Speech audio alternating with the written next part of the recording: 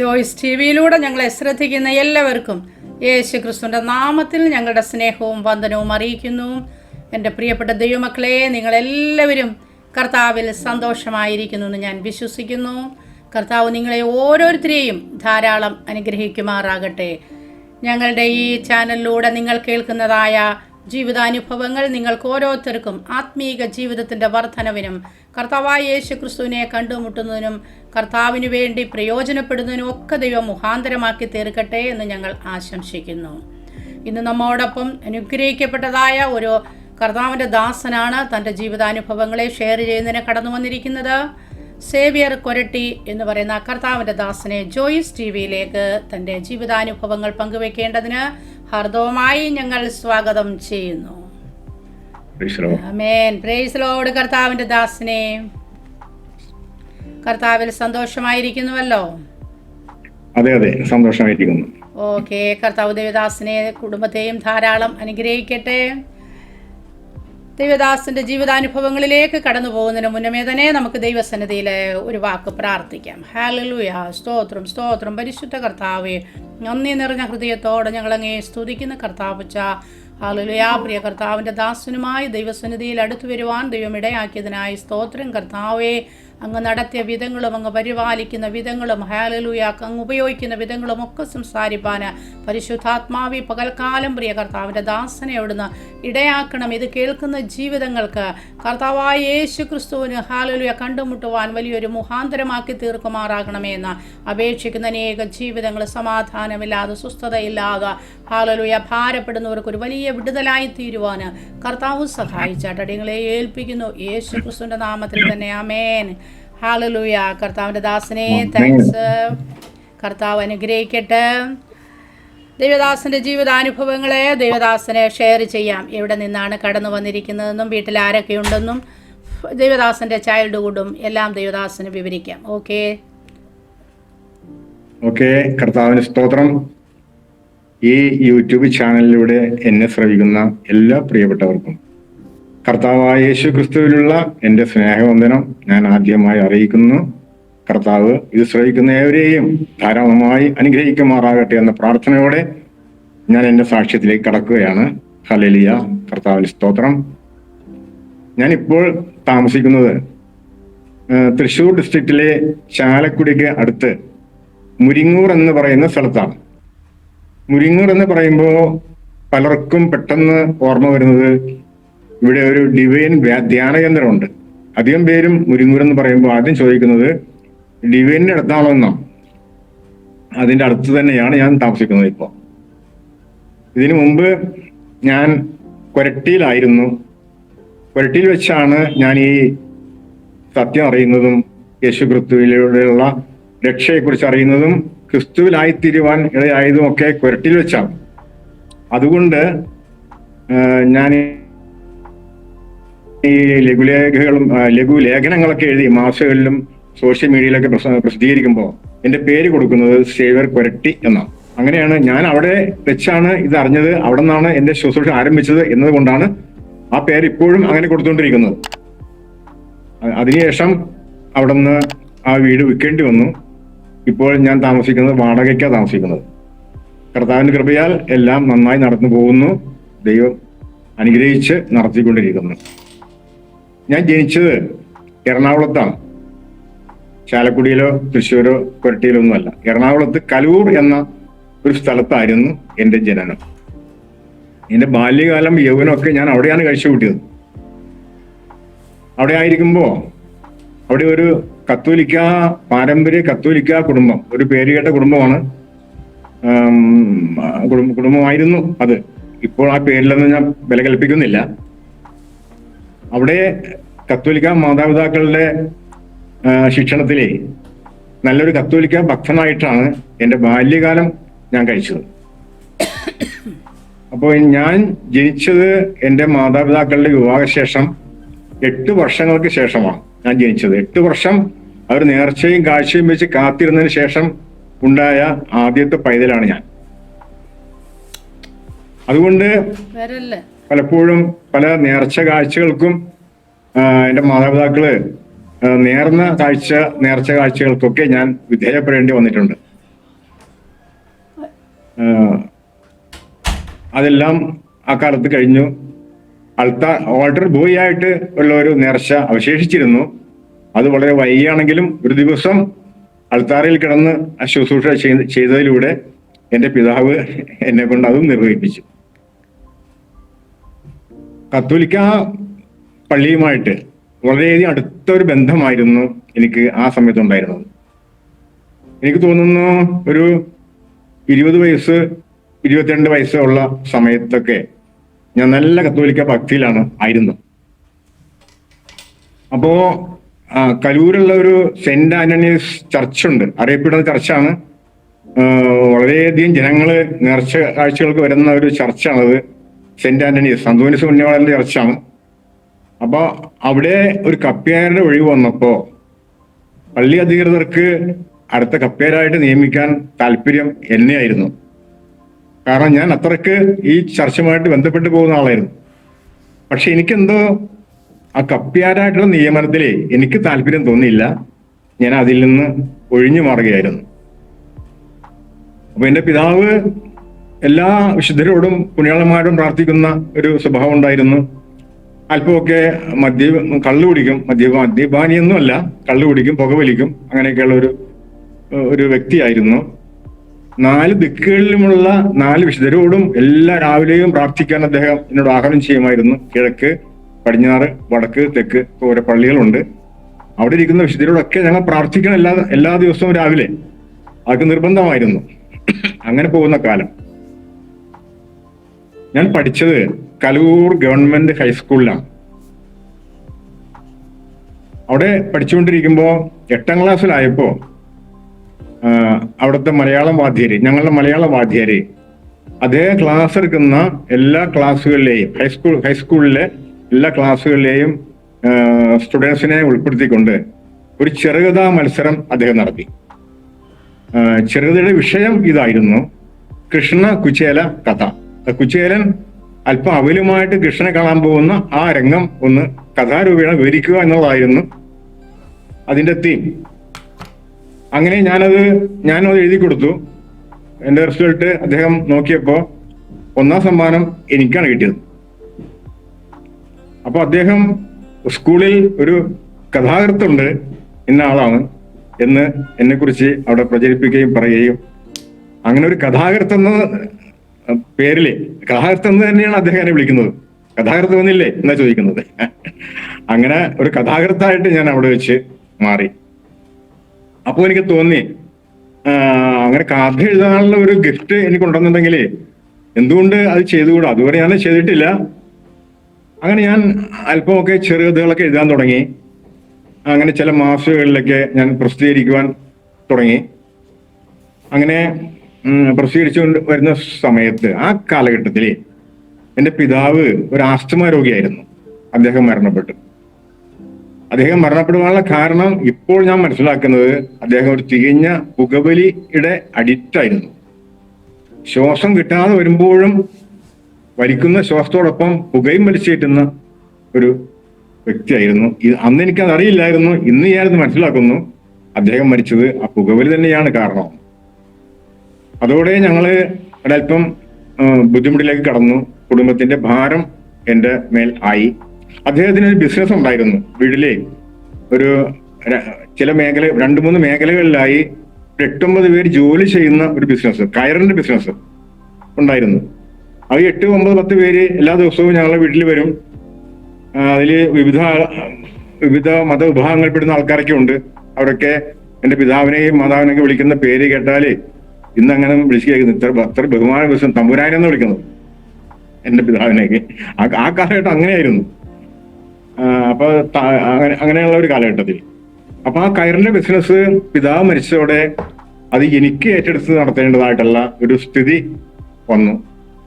എൻ്റെ മാതാവിനും കുറേശ്ശൊക്കെ അതിന്റെ കാര്യത്തിൽ പ്രാഗൽഭ്യമുണ്ട്. അപ്പൊ ഞങ്ങൾ രണ്ടുപേരും കൂടി അത് നടത്തിക്കൊണ്ട് പോന്നു. എങ്കിലും പിതാവ് ഉണ്ടായിരുന്നപ്പോൾ നടത്തിയിരുന്നത് പോലെയുള്ള ഒരു രീതിയിലേക്ക് നടത്താൻ ഞങ്ങൾക്ക് പറ്റിയില്ല. അതിൻ്റെതായിട്ടുള്ള സാമ്പത്തിക പ്രതിസന്ധികളൊക്കെ ഞങ്ങൾ അനുഭവിച്ചു തുടങ്ങി. കുടുംബം നടത്തിക്കൊണ്ടു പോകുവാൻ ഞാൻ വളരെയധികം ഭാരപ്പെട്ടു. അങ്ങനെ എൻ്റെ പഠനവും ഈ ബിസിനസ്സുമായിട്ടുള്ള ബന്ധത്തിൽ ഞാൻ അങ്ങനെ പോയിക്കൊണ്ടിരുന്നു. അങ്ങനെ ഇരിക്കുമ്പോൾ കലൂരിലെ ഒരു സഹൃദയ ഗ്രന്ഥശാലയുടെ കീഴിലെ സഹൃദയ സ്റ്റഡി സർക്കിൾ എന്ന ഒരു സ്റ്റഡി സർക്കിൾ ഞങ്ങൾ രൂപീകരിച്ചു. അപ്പൊ ഞാൻ ചെറുകഥയുമായിട്ട് എനിക്ക് ബന്ധമുണ്ടല്ലോ. അപ്പൊ അങ്ങനെ വായനശാലയായിട്ട് ബന്ധപ്പെട്ടു അവിടെയും ഈ കാര്യങ്ങളൊക്കെ ചെയ്യുന്നുണ്ട്. അപ്പൊ സ്റ്റഡി സർക്കിൾ രൂപീകരിച്ചപ്പോൾ അതിന്റെ ലക്ഷ്യം മാസിക പ്രസിദ്ധീകരിക്കുക, എഴുതുക, എഴുതിപ്പിക്കുക, അങ്ങനെയുള്ള വിവിധ ലക്ഷ്യങ്ങളോട് ചെയ്തത് അതെല്ലാം നടന്നുകൊണ്ടിരുന്നു. അതിനിടക്ക് സ്റ്റഡി സർക്കിളിന്റെ കെയർ ഓഫിലെ ഒരു ചെറുകഥാ മത്സരം ഞങ്ങൾ നടത്തി. അപ്പോൾ എനിക്കും അതിൽ പങ്കെടുക്കാം. ഞാൻ അതിന്റെ ഭാരവാഹിയാണെങ്കിലും എനിക്കും പങ്കെടുക്കാം. അപ്പൊ ഞാനും ഒരു ചെറുകഥ എഴുതി അവിടെ കൊടുത്തു. ചെറുകഥ എഴുതി അവിടെ കൊടുത്തു. അതിന്റെ ജഡ്ജസിൽ ഒരാൾക്ക് എന്നെ വ്യക്തമായിട്ട് അറിയാവുന്ന ആളായിരുന്നു. അപ്പോ ഒന്നാം സമ്മാനമായിട്ട് അവർ തിരഞ്ഞെടുത്തത് എന്റെ കഥയാണ്. അപ്പൊ അത് ആരാണെന്ന് അറിയാൻ വേണ്ടി അവര് അതിന്റെ നമ്പർ നോക്കിയപ്പോ ഞാനാണെന്ന് കണ്ടു. അപ്പൊ ജഡ്ജസ്, ഞാൻ പറഞ്ഞ ആ ജഡ്ജി പറഞ്ഞു, ഇത് അദ്ദേഹം സേവ്യർ എഴുതിയ കഥയല്ല, സേവ്യറിന് ഇത്ര ഒരു കഥ എഴുതാൻ പറ്റില്ല, ഇത് അദ്ദേഹം എവിടെ നിന്നോ മോഷ്ടിച്ചോ എന്ന് പറഞ്ഞു. അങ്ങനെ ഒന്നാം സ്ഥാനത്ത് നിന്ന് എന്നെ തള്ളി. അത് എനിക്ക് വലിയ മുറിവായി തീർന്നു. എനിക്ക് ആ സർഗവേദിയോട് തന്നെ ഒരു വെറുപ്പുണ്ടാകാത്ത രീതിയിൽ, ഒരു പിന്മാറ്റം ഉണ്ടാകത്തക്ക രീതിയിൽ ആയിരുന്നു. ആ സർഗാത്മകമായിട്ടുള്ള ആ ഗിഫ്റ്റുകൾ പിന്നെ ഉപയോഗിക്കുന്നതിൽ എനിക്ക് ഒരു പിന്മാറ്റത്തിലൂടെ ഞാൻ പോയി. അങ്ങനെയെങ്കിലും ഞാൻ ആ സർഗവാസന നിലനിർത്തിക്കൊണ്ട് പോകുന്നു. ചെറുകഥകൾ പിന്നെയും എഴുതി, നാടകം എഴുതി അവതരിപ്പിച്ചിട്ടുണ്ട്. അങ്ങനെയൊക്കെ പോയിക്കൊണ്ടിരിക്കുന്ന സമയത്ത് യഥാർത്ഥത്തില് ആ സ്റ്റഡി സർക്കിളിന്റെ ആ ചെറുകഥയുടെ ഒന്നാം സമ്മാനം എനിക്ക് ലഭിച്ചിരുന്നുവെങ്കിൽ എനിക്ക് തോന്നുന്നു ഞാൻ ആഗ്രഹിച്ചിരുന്നത് MT വാസുദേവൻ നായർ എന്ന് പറയുന്ന ഒരു കഥാകൃത്തുണ്ട്. അദ്ദേഹത്തിന്റെ ലെവലിലേക്ക് എത്തണം എന്നുള്ളതായിരുന്നു എന്റെ ആഗ്രഹം. ഞാൻ അദ്ദേഹം അന്നത്തെ കാഴ്ചപ്പാടിൽ എന്റെ ഒരു ആരാധ്യ പുരുഷനായിരുന്നു അദ്ദേഹം. MT വാസുദേവൻ നായർ എല്ലാവരും അറിയപ്പെടുന്ന ആളാണ്, സിനിമാ രംഗത്തൊക്കെ ഇന്ന് അറിയപ്പെടുന്ന ആളാണ്. അപ്പോ അങ്ങനെ ഇരിക്കുമ്പോഴാണ് ഈ അനുഭവം എനിക്കുണ്ടാകുന്നത്. എന്റെ കഥകൾക്കും ഈ MT വാസുദേവൻ നായരുടെ കഥകളോടുള്ള ഒരു രീതി, ഒരു ചായ്വ് ഉണ്ടായിരുന്നു എന്നുള്ളത് ഞാൻ മനസ്സിലാക്കുന്നു. എങ്ങനെയോ അദ്ദേഹത്തിന്റെ ധാരാളം കഥകൾ ഞാൻ വായിക്കുമായിരുന്നു. അതുകൊണ്ടൊക്കെ ആയിരിക്കാം അങ്ങനെ വന്നത്. അങ്ങനെ ഈ കഥാമത്സരത്തിൽ എനിക്ക് വന്ന ഈ വീഴ്ച ശരിക്കും കുറേശ്ശെയായി ഞാൻ ആ രംഗത്ത് നിന്ന് പിന്മാറാൻ തുടങ്ങി. അവിടെ നിന്ന് അപ്പോൾ ഞാൻ താമസിക്കുന്നത് കലൂരിലാണ്. ഞാൻ ജനിച്ചു വളർന്ന അവിടെയാണല്ലോ. എന്റെ സഹോദരിമാരുടെ വിവാഹം സംബന്ധമായിട്ട് കല്ലൂരിലുള്ള വീട് ഞങ്ങൾക്ക് വിൽക്കേണ്ടി വന്നു. അന്നത് വളരെ കുറഞ്ഞ വിലക്കാണ് വിറ്റത്. ഇന്ന് അതിന്റെ വിലകൾ കോടിക്കണക്കാണ്. അത് വിറ്റു ഇടപ്പള്ളിയിൽ കോണേക്കര എന്ന സ്ഥലത്ത് ഞങ്ങൾ താമസം മാറ്റി. അവിടെ വെച്ച് എൻ്റെ ഒരു സഹോദരിയുടെ വിവാഹം അവിടെ വെച്ച് നടന്നു. തുടർന്ന് എൻ്റെ വിവാഹവും അവിടെ വെച്ച് നടന്നു. വിവാഹശേഷം കടുത്ത സാമ്പത്തിക പ്രതിസന്ധിയായി. സാമ്പത്തികമായിട്ടുള്ള ബുദ്ധിമുട്ടുകൾ വളരെയധികം അനുഭവിച്ചു. എനിക്കൊരു കുഞ്ഞായി.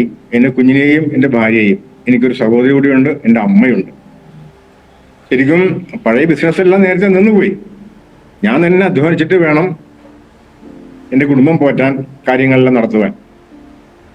യഥാർത്ഥത്തിൽ എനിക്ക് തുടർന്ന് പഠിക്കാൻ ആഗ്രഹമുണ്ടായിരുന്നു. എൻ്റെ സാഹചര്യം അത് അനുവദിച്ചില്ല. SSLC ഞാൻ പാസ്സായി. 240 മാർക്ക്, കഷ്ടി മാർക്കിനാണ് പാസ്സായത്. എങ്കിലും തുടർന്ന് പഠിക്കാൻ അന്ന് സാധിക്കുമായിരുന്നു. ഇന്നങ്ങനെയല്ല. പക്ഷെ എനിക്ക് അത് നിർത്തേണ്ടി വന്നു. ഞാൻ ITIയിലേക്കാണ് പിന്നെ പോയത്. IT വിദ്യാഭ്യാസത്തിലൂടെ എനിക്ക് ടെക്നിക്കലായിട്ടുള്ള ചില എക്സ്പീരിയൻസ് ഒക്കെ ലഭിച്ചു. അങ്ങനെ അപ്പൊ എനിക്ക് ഒറ്റയ്ക്ക് മരിക്കാൻ ആഗ്രഹമില്ല. ഞാനും മരിക്കണം, എൻ്റെ ഭാര്യ, എൻ്റെ കുഞ്ഞ്, എൻ്റെ സഹോദരി, എൻ്റെ അമ്മ, ഞങ്ങൾ 5 പേരുടെ വീട്ടിൽ. അപ്പൊ ഞങ്ങൾ ഒരുമിച്ച് മരിക്കണം എങ്ങനെയെങ്കിലും. ഞാൻ അതിനുവേണ്ടി ആഗ്രഹിച്ചു. പക്ഷെ ഞാൻ പ്രാർത്ഥിച്ചിട്ടില്ല. കാരണം പ്രാർത്ഥിക്കുവാനായിട്ട് ഒരു ദൈവം ഉണ്ടെന്ന് എനിക്ക് അന്ന് അത്ര വലിയ ബോധ്യമൊന്നുമില്ല. അന്ന് ചങ്ങമ്പുഴ പാർക്ക്, ഇടപ്പള്ളി ചങ്ങമ്പുഴ പാർക്കിൽ പോയിരുന്ന് ഞാനിങ്ങനെ ഓരോരോ കാര്യങ്ങൾ മനനം ചെയ്യും. എൻ്റെ മരണം, എൻ്റെ കുടുംബത്തിന്റെ ഇന്നത്തെ അവസ്ഥ ഇങ്ങനെ പോയാൽ എന്ത് ചെയ്യും, അവിടെ പോയിരുന്നാണ് ഇതെല്ലാം മനനം ചെയ്യുന്നത്. എൻ്റെ മരണത്തെ ഞാൻ കാണും, അതിന് ശേഷമുള്ള കാര്യങ്ങൾ ഞാൻ സ്വപ്നം കാണും, അങ്ങനെയൊക്കെ ചെയ്യുമായിരുന്നു. ദൈവിക കാര്യങ്ങളിലെ അന്ന് എനിക്ക് വലിയ ഒരു താല്പര്യം ഉണ്ടായിരുന്നില്ല എന്ന് തന്നെ പറയാം. ദൈവം ഉണ്ടോ എന്ന് ചോദിച്ചാൽ ഉണ്ടെന്ന് പറയാൻ എനിക്കന്ന് കഴിയുമായിരുന്നില്ല. ദൈവം ഇല്ലേ എന്ന് ചോദിച്ചാൽ ഇല്ലേ എന്ന് ചോദിച്ചാൽ ഇല്ല എന്ന് പറയുവാനും എനിക്ക് വിമോചന സമരത്തിലൊക്കെ ഒരു സമര പോരാളിയായിരുന്നു എൻ്റെ പിതാവ്, കോൺഗ്രസ്സുകാരൻ. ഭാര്യയുടെ പിതാവ് നേരെ മറിച്ചായിരുന്നു. അപ്പൊ അദ്ദേഹം അപ്പൊ എനിക്കും ആ കോൺഗ്രസിനോടുള്ള ചായവ് ആ കാലത്തുണ്ടായിരുന്നു. ഈ കമ്മ്യൂണിസ്റ്റ് മാനിഫെസ്റ്റോ വായിച്ചു കഴിഞ്ഞപ്പോ കമ്മ്യൂണിസം പോലെ മറ്റൊരു പ്രസ്ഥാനം ലോകത്തില്ല, ഇത്രയും നല്ലൊരു പ്രസ്ഥാനം ലോകത്തില്ല, ഒരു കമ്മ്യൂണിസ്റ്റുകാരനായിരിക്കുന്നതല്ലേ നല്ലത് എന്നുള്ള ചിന്ത എനിക്ക് കടന്നുകൂടി. ഈ സർഗവേദിയിലേക്ക് വരുമ്പോ സാധാരണ ഗതിയില് എല്ലാവർക്കും ഉണ്ടാകാറുള്ള ഒരു പ്രവണതയാണ് നിരീശ്വരവാദവും നിരീശ്വരത്വവും യുക്തിവാദവും. മിക്കവാറും എല്ലാവരും തന്നെ ഈ നിരീശ്വരവാദവും യുക്തിവാദവുമായിട്ട് പോകുന്നവരാണ് അധികവും സാഹിത്യകാരന്മാരും കേരളത്തിലുള്ളത്. എന്റെ അറിവിൽ പലരും, എന്നാൽ ചിലർ അങ്ങനെയല്ല. എന്നിലേക്കും ഇതെല്ലാം കടന്നു വന്നു. ഈശ്വരൻ ഇല്ല എന്ന് തന്നെ വിശ്വസിക്കുവാൻ ഞാൻ ആഗ്രഹിച്ചു. അതിന് ഒരുപാട് തെളിവുകളും എനിക്കുണ്ട്. യുക്തിവാദത്തിനും യുക്തിയിലൂടെയാണല്ലോ ഇതെല്ലാം കടന്നു വരുന്നത്. അങ്ങനെ യുക്തിവാദവും നിരീശ്വരവാദവും ഒക്കെയായി അങ്ങനെ ഞാൻ കടന്നു പോവുകയാണ്. അപ്പോൾ എനിക്ക് മരണം ആഗ്രഹിക്കുന്നുണ്ട്, മരണം വേണം, അത് മറ്റൊരു വശം, അത് മറ്റൊരു മേഖലയാണ്. അപ്പൊ അങ്ങനെ ഈ കമ്മ്യൂണിസ്റ്റ് മാനിഫെസ്റ്റോ എന്ന ഒരു കമ്മ്യൂണിസത്തിലേക്ക് എന്നെ നയിക്കുകയും ഈ യുക്തിവാദവും നിരീശ്വരവാദവും ആയിട്ട് അത് പ്രചരിപ്പിക്കുവാനും മറ്റുള്ളവരോട് പറയുവാനും ഒക്കെ എനിക്ക് അങ്ങനെയുള്ള ഒരു പ്രേരണ എന്നിൽ ഉണ്ടായിരുന്നു. അതോടൊപ്പം തന്നെ അല്പം മദ്യപാനം, പുകവലി, ഇതൊക്കെ എനിക്കുണ്ടായിരുന്നു. പുകവലി അല്പമല്ല, അധികമായിട്ടുണ്ടായിരുന്നു. ഞാൻ ഒരു എഞ്ചിനീയറിംഗ് ടെക്നീഷ്യൻ ആയിരുന്നു. എഞ്ചിനീയറിംഗ് ഫാബ്രിക്കേഷൻ ഡിവിഷനിൽ ഞാൻ വർക്ക് ചെയ്യുമ്പോൾ ഒരു ഡ്രോയിങ് എൻ്റെ കയ്യിൽ കിട്ടിയാൽ ആ ഡ്രോയിങ് പ്രകാരം അവർ ചെയ്തു കൊടുക്കണം. അപ്പൊ ഡ്രോയിങ് കിട്ടിയാൽ അത് കിട്ടി അത് പഠിച്ചു കഴിയുന്നത് വരെ എൻ്റെ ചുണ്ടിൽ നിന്ന് ഈ പുക, സിഗരറ്റ്, വീടിതൊന്നും മാറില്ല. അത് അവസാനം വരെ പഠിച്ചു കഴിയുന്നവരെ ഞാൻ ചെയ്തുകൊണ്ടിരിക്കും. പലരും എന്നെ കുറിച്ച് പറയാറുണ്ട്, ആ സെവറേറ്റൻ അതൊക്കെ പഠിച്ചു കഴിയാണ്ട് ഇത് മാറ്റില്ല എന്ന് പറയാറുണ്ട്. അങ്ങനെയുള്ളൊരു രീതിയായിരുന്നു ആ കാലത്ത്. അപ്പൊ പുകവലിയിൽ അഗ്രഗണ്യനായിരുന്നു ആ കാലത്ത് അന്ന് ഞാൻ.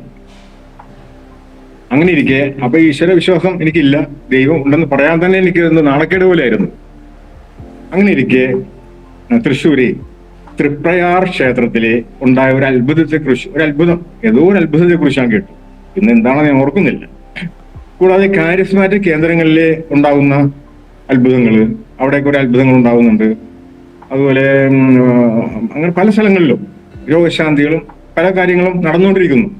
അപ്പൊ അങ്ങനെ എന്തെങ്കിലും നടക്കണമെന്നുണ്ടെങ്കിൽ ഒരു അമാനുഷിക ശക്തി അവിടെ ഉണ്ടല്ലോ. ആ ചിന്ത എന്നെ ഭരിച്ചു. ആ അമാനുഷിക ശക്തി ആയിരിക്കാം ദൈവം എന്ന് ഞാൻ എൻ്റെ മനസ്സിൽ കരുതി. അതായിരിക്കാം ദൈവം എന്ന് കരുതി.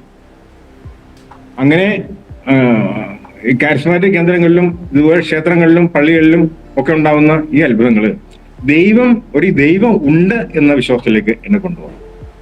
കൂടാതെ സിനിമയിലെ പിന്നണി ഗായകനായ യേശുദാസ് ഈ ഹിന്ദു വിശ്വാസത്തോടുണ്ടായ മമത, അതൊക്കെ ഈ ദൈവം ഉള്ളത് കൊണ്ടല്ലേ അദ്ദേഹം പ്രഗത്ഭനാണല്ലോ.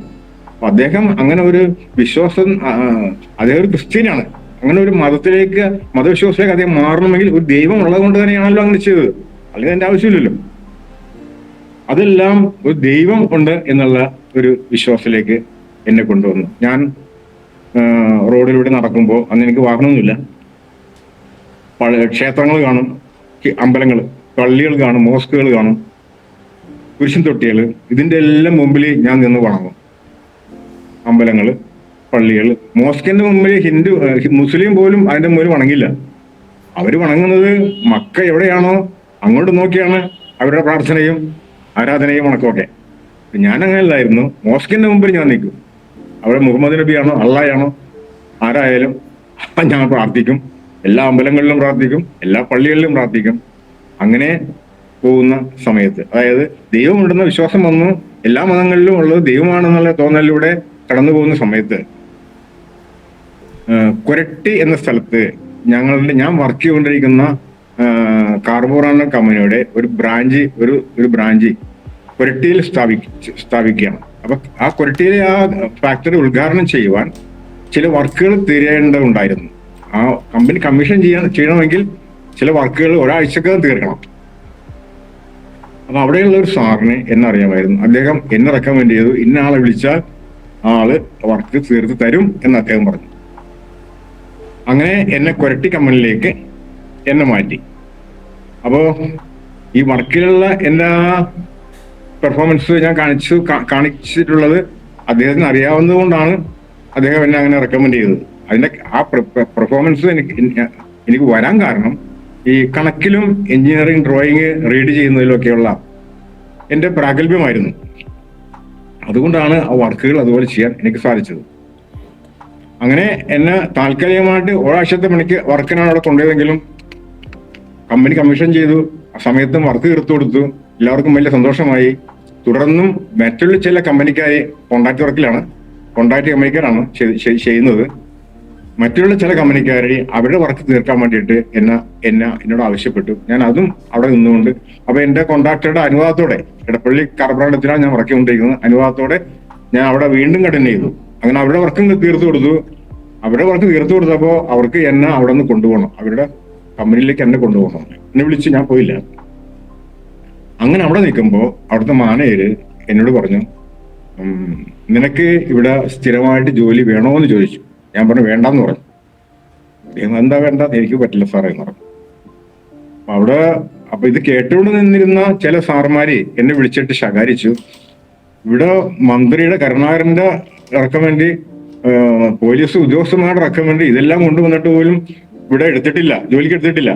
അപ്പൊ ഇയാൾ തന്നോട് മാനേജർ വന്ന് ചോദിക്കാണ് ജോലി വേണമെന്ന് വെച്ചപ്പോ അത് വേണ്ടാന്ന് പറയാൻ താൻ എന്തൊരു മനുഷ്യനാണ്, താൻ തനി വിഡ്ഢിയാണെന്നൊക്കെ പറഞ്ഞ് എന്നെ വളരെയധികം വഴക്ക് പറഞ്ഞു. ഞാൻ പറഞ്ഞിട്ട് സാറേ, അത് എനിക്ക് ഇന്ന് ഇവിടെ കിട്ടുന്ന സാലറി എനിക്ക് പോരാതെ വരും, ചെറിയ സാലറി ഉള്ളൂ, അതുകൊണ്ടാണ്. എനിക്ക് അവിടെ വന്ന് നല്ല സാലറി കിട്ടുന്നുണ്ട്, അതുകൊണ്ടാണെന്ന് ഞാൻ പറഞ്ഞു. അദ്ദേഹം പറഞ്ഞു അതെല്ലാം നമുക്ക് ചെയ്യാം, അഡ്ജസ്റ്റ് ചെയ്യാം, പാർട്ട് ടൈമായിട്ട് വർക്കുകൾ ചെയ്യാൻ ഞങ്ങൾ ശരിയാക്കി തരാം എന്നൊക്കെ പറഞ്ഞുകൊണ്ട് ഒരു ആപ്ലിക്കേഷൻ കൊടുക്കാൻ പറഞ്ഞു. ആപ്ലിക്കേഷൻ കൊടുത്തു. ഇന്റർവ്യൂ വിളിച്ചു. ഇന്റർവ്യൂ കഴിഞ്ഞപ്പോ മാനേജർ ചോദിച്ചു, നീ ഇന്നലെ എവിടെ പോയി എന്ന് ചോദിച്ചു. ഞാൻ പറഞ്ഞു ഇന്റർവ്യൂവിന് പോയി സാറേ എന്ന് പറഞ്ഞു. എവിടെ ഇന്റർവ്യൂവിന് പോയി? ഞാൻ ഈ കമ്പനിയുടെ. അപ്പൊ ഞാനല്ലേ നിന്നോട് ചോദിച്ചത് എനിക്ക് ജോലി വേണമെന്ന്. അപ്പൊ നീ വേണ്ടെന്ന് പറഞ്ഞാൽ പിന്നെ ഇന്റർവ്യൂവിന് പോയ അന്ന് എന്നെ അറിവില്ലായ്മ കൊണ്ടേ പറഞ്ഞത് സാറേ എന്ന് പറഞ്ഞു. ശരി, എന്നാൽ നാളെ ജോയിൻ ചെയ്യാൻ പറഞ്ഞു. നാളെ ജോയിൻ ചെയ്യാൻ പറയാം. എന്റെ ചങ്കിടിച്ചു. കാരണം വളരെ ചെറിയ ശമ്പളവും ഒരു ദിവസം വരെ എനിക്കുള്ളൂ. ഞാൻ എന്ത് ചെയ്യും എന്നൊരു ചിന്ത. എങ്കിലും ഞാൻ ജോയിൻ ചെയ്തു. അങ്ങനെ എന്നെ അവിടെ ആ കമ്പനിയിൽ സ്ഥിരപ്പെടുത്തി.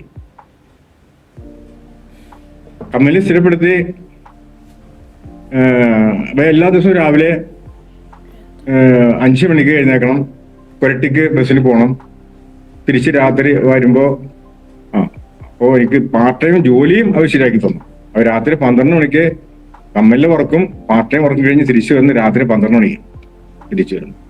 അങ്ങനെ കുറെ നാൾ ഞാൻ പോയിക്കൊണ്ടിരുന്നു. ഇതിനിടക്ക് എന്റെ കമ്പനിയില് ഞാനിപ്പോ ഈ എല്ലാം ദൈവങ്ങളാണെന്ന് പറഞ്ഞിറക്കുന്ന ഒരു വ്യക്തിയാണല്ലോ. എന്നോടൊപ്പം ജോലി ചെയ്യുന്ന ഒരു സഹോദരൻ ഉണ്ടായിരുന്നു. അത് CSI കാരനാണ്.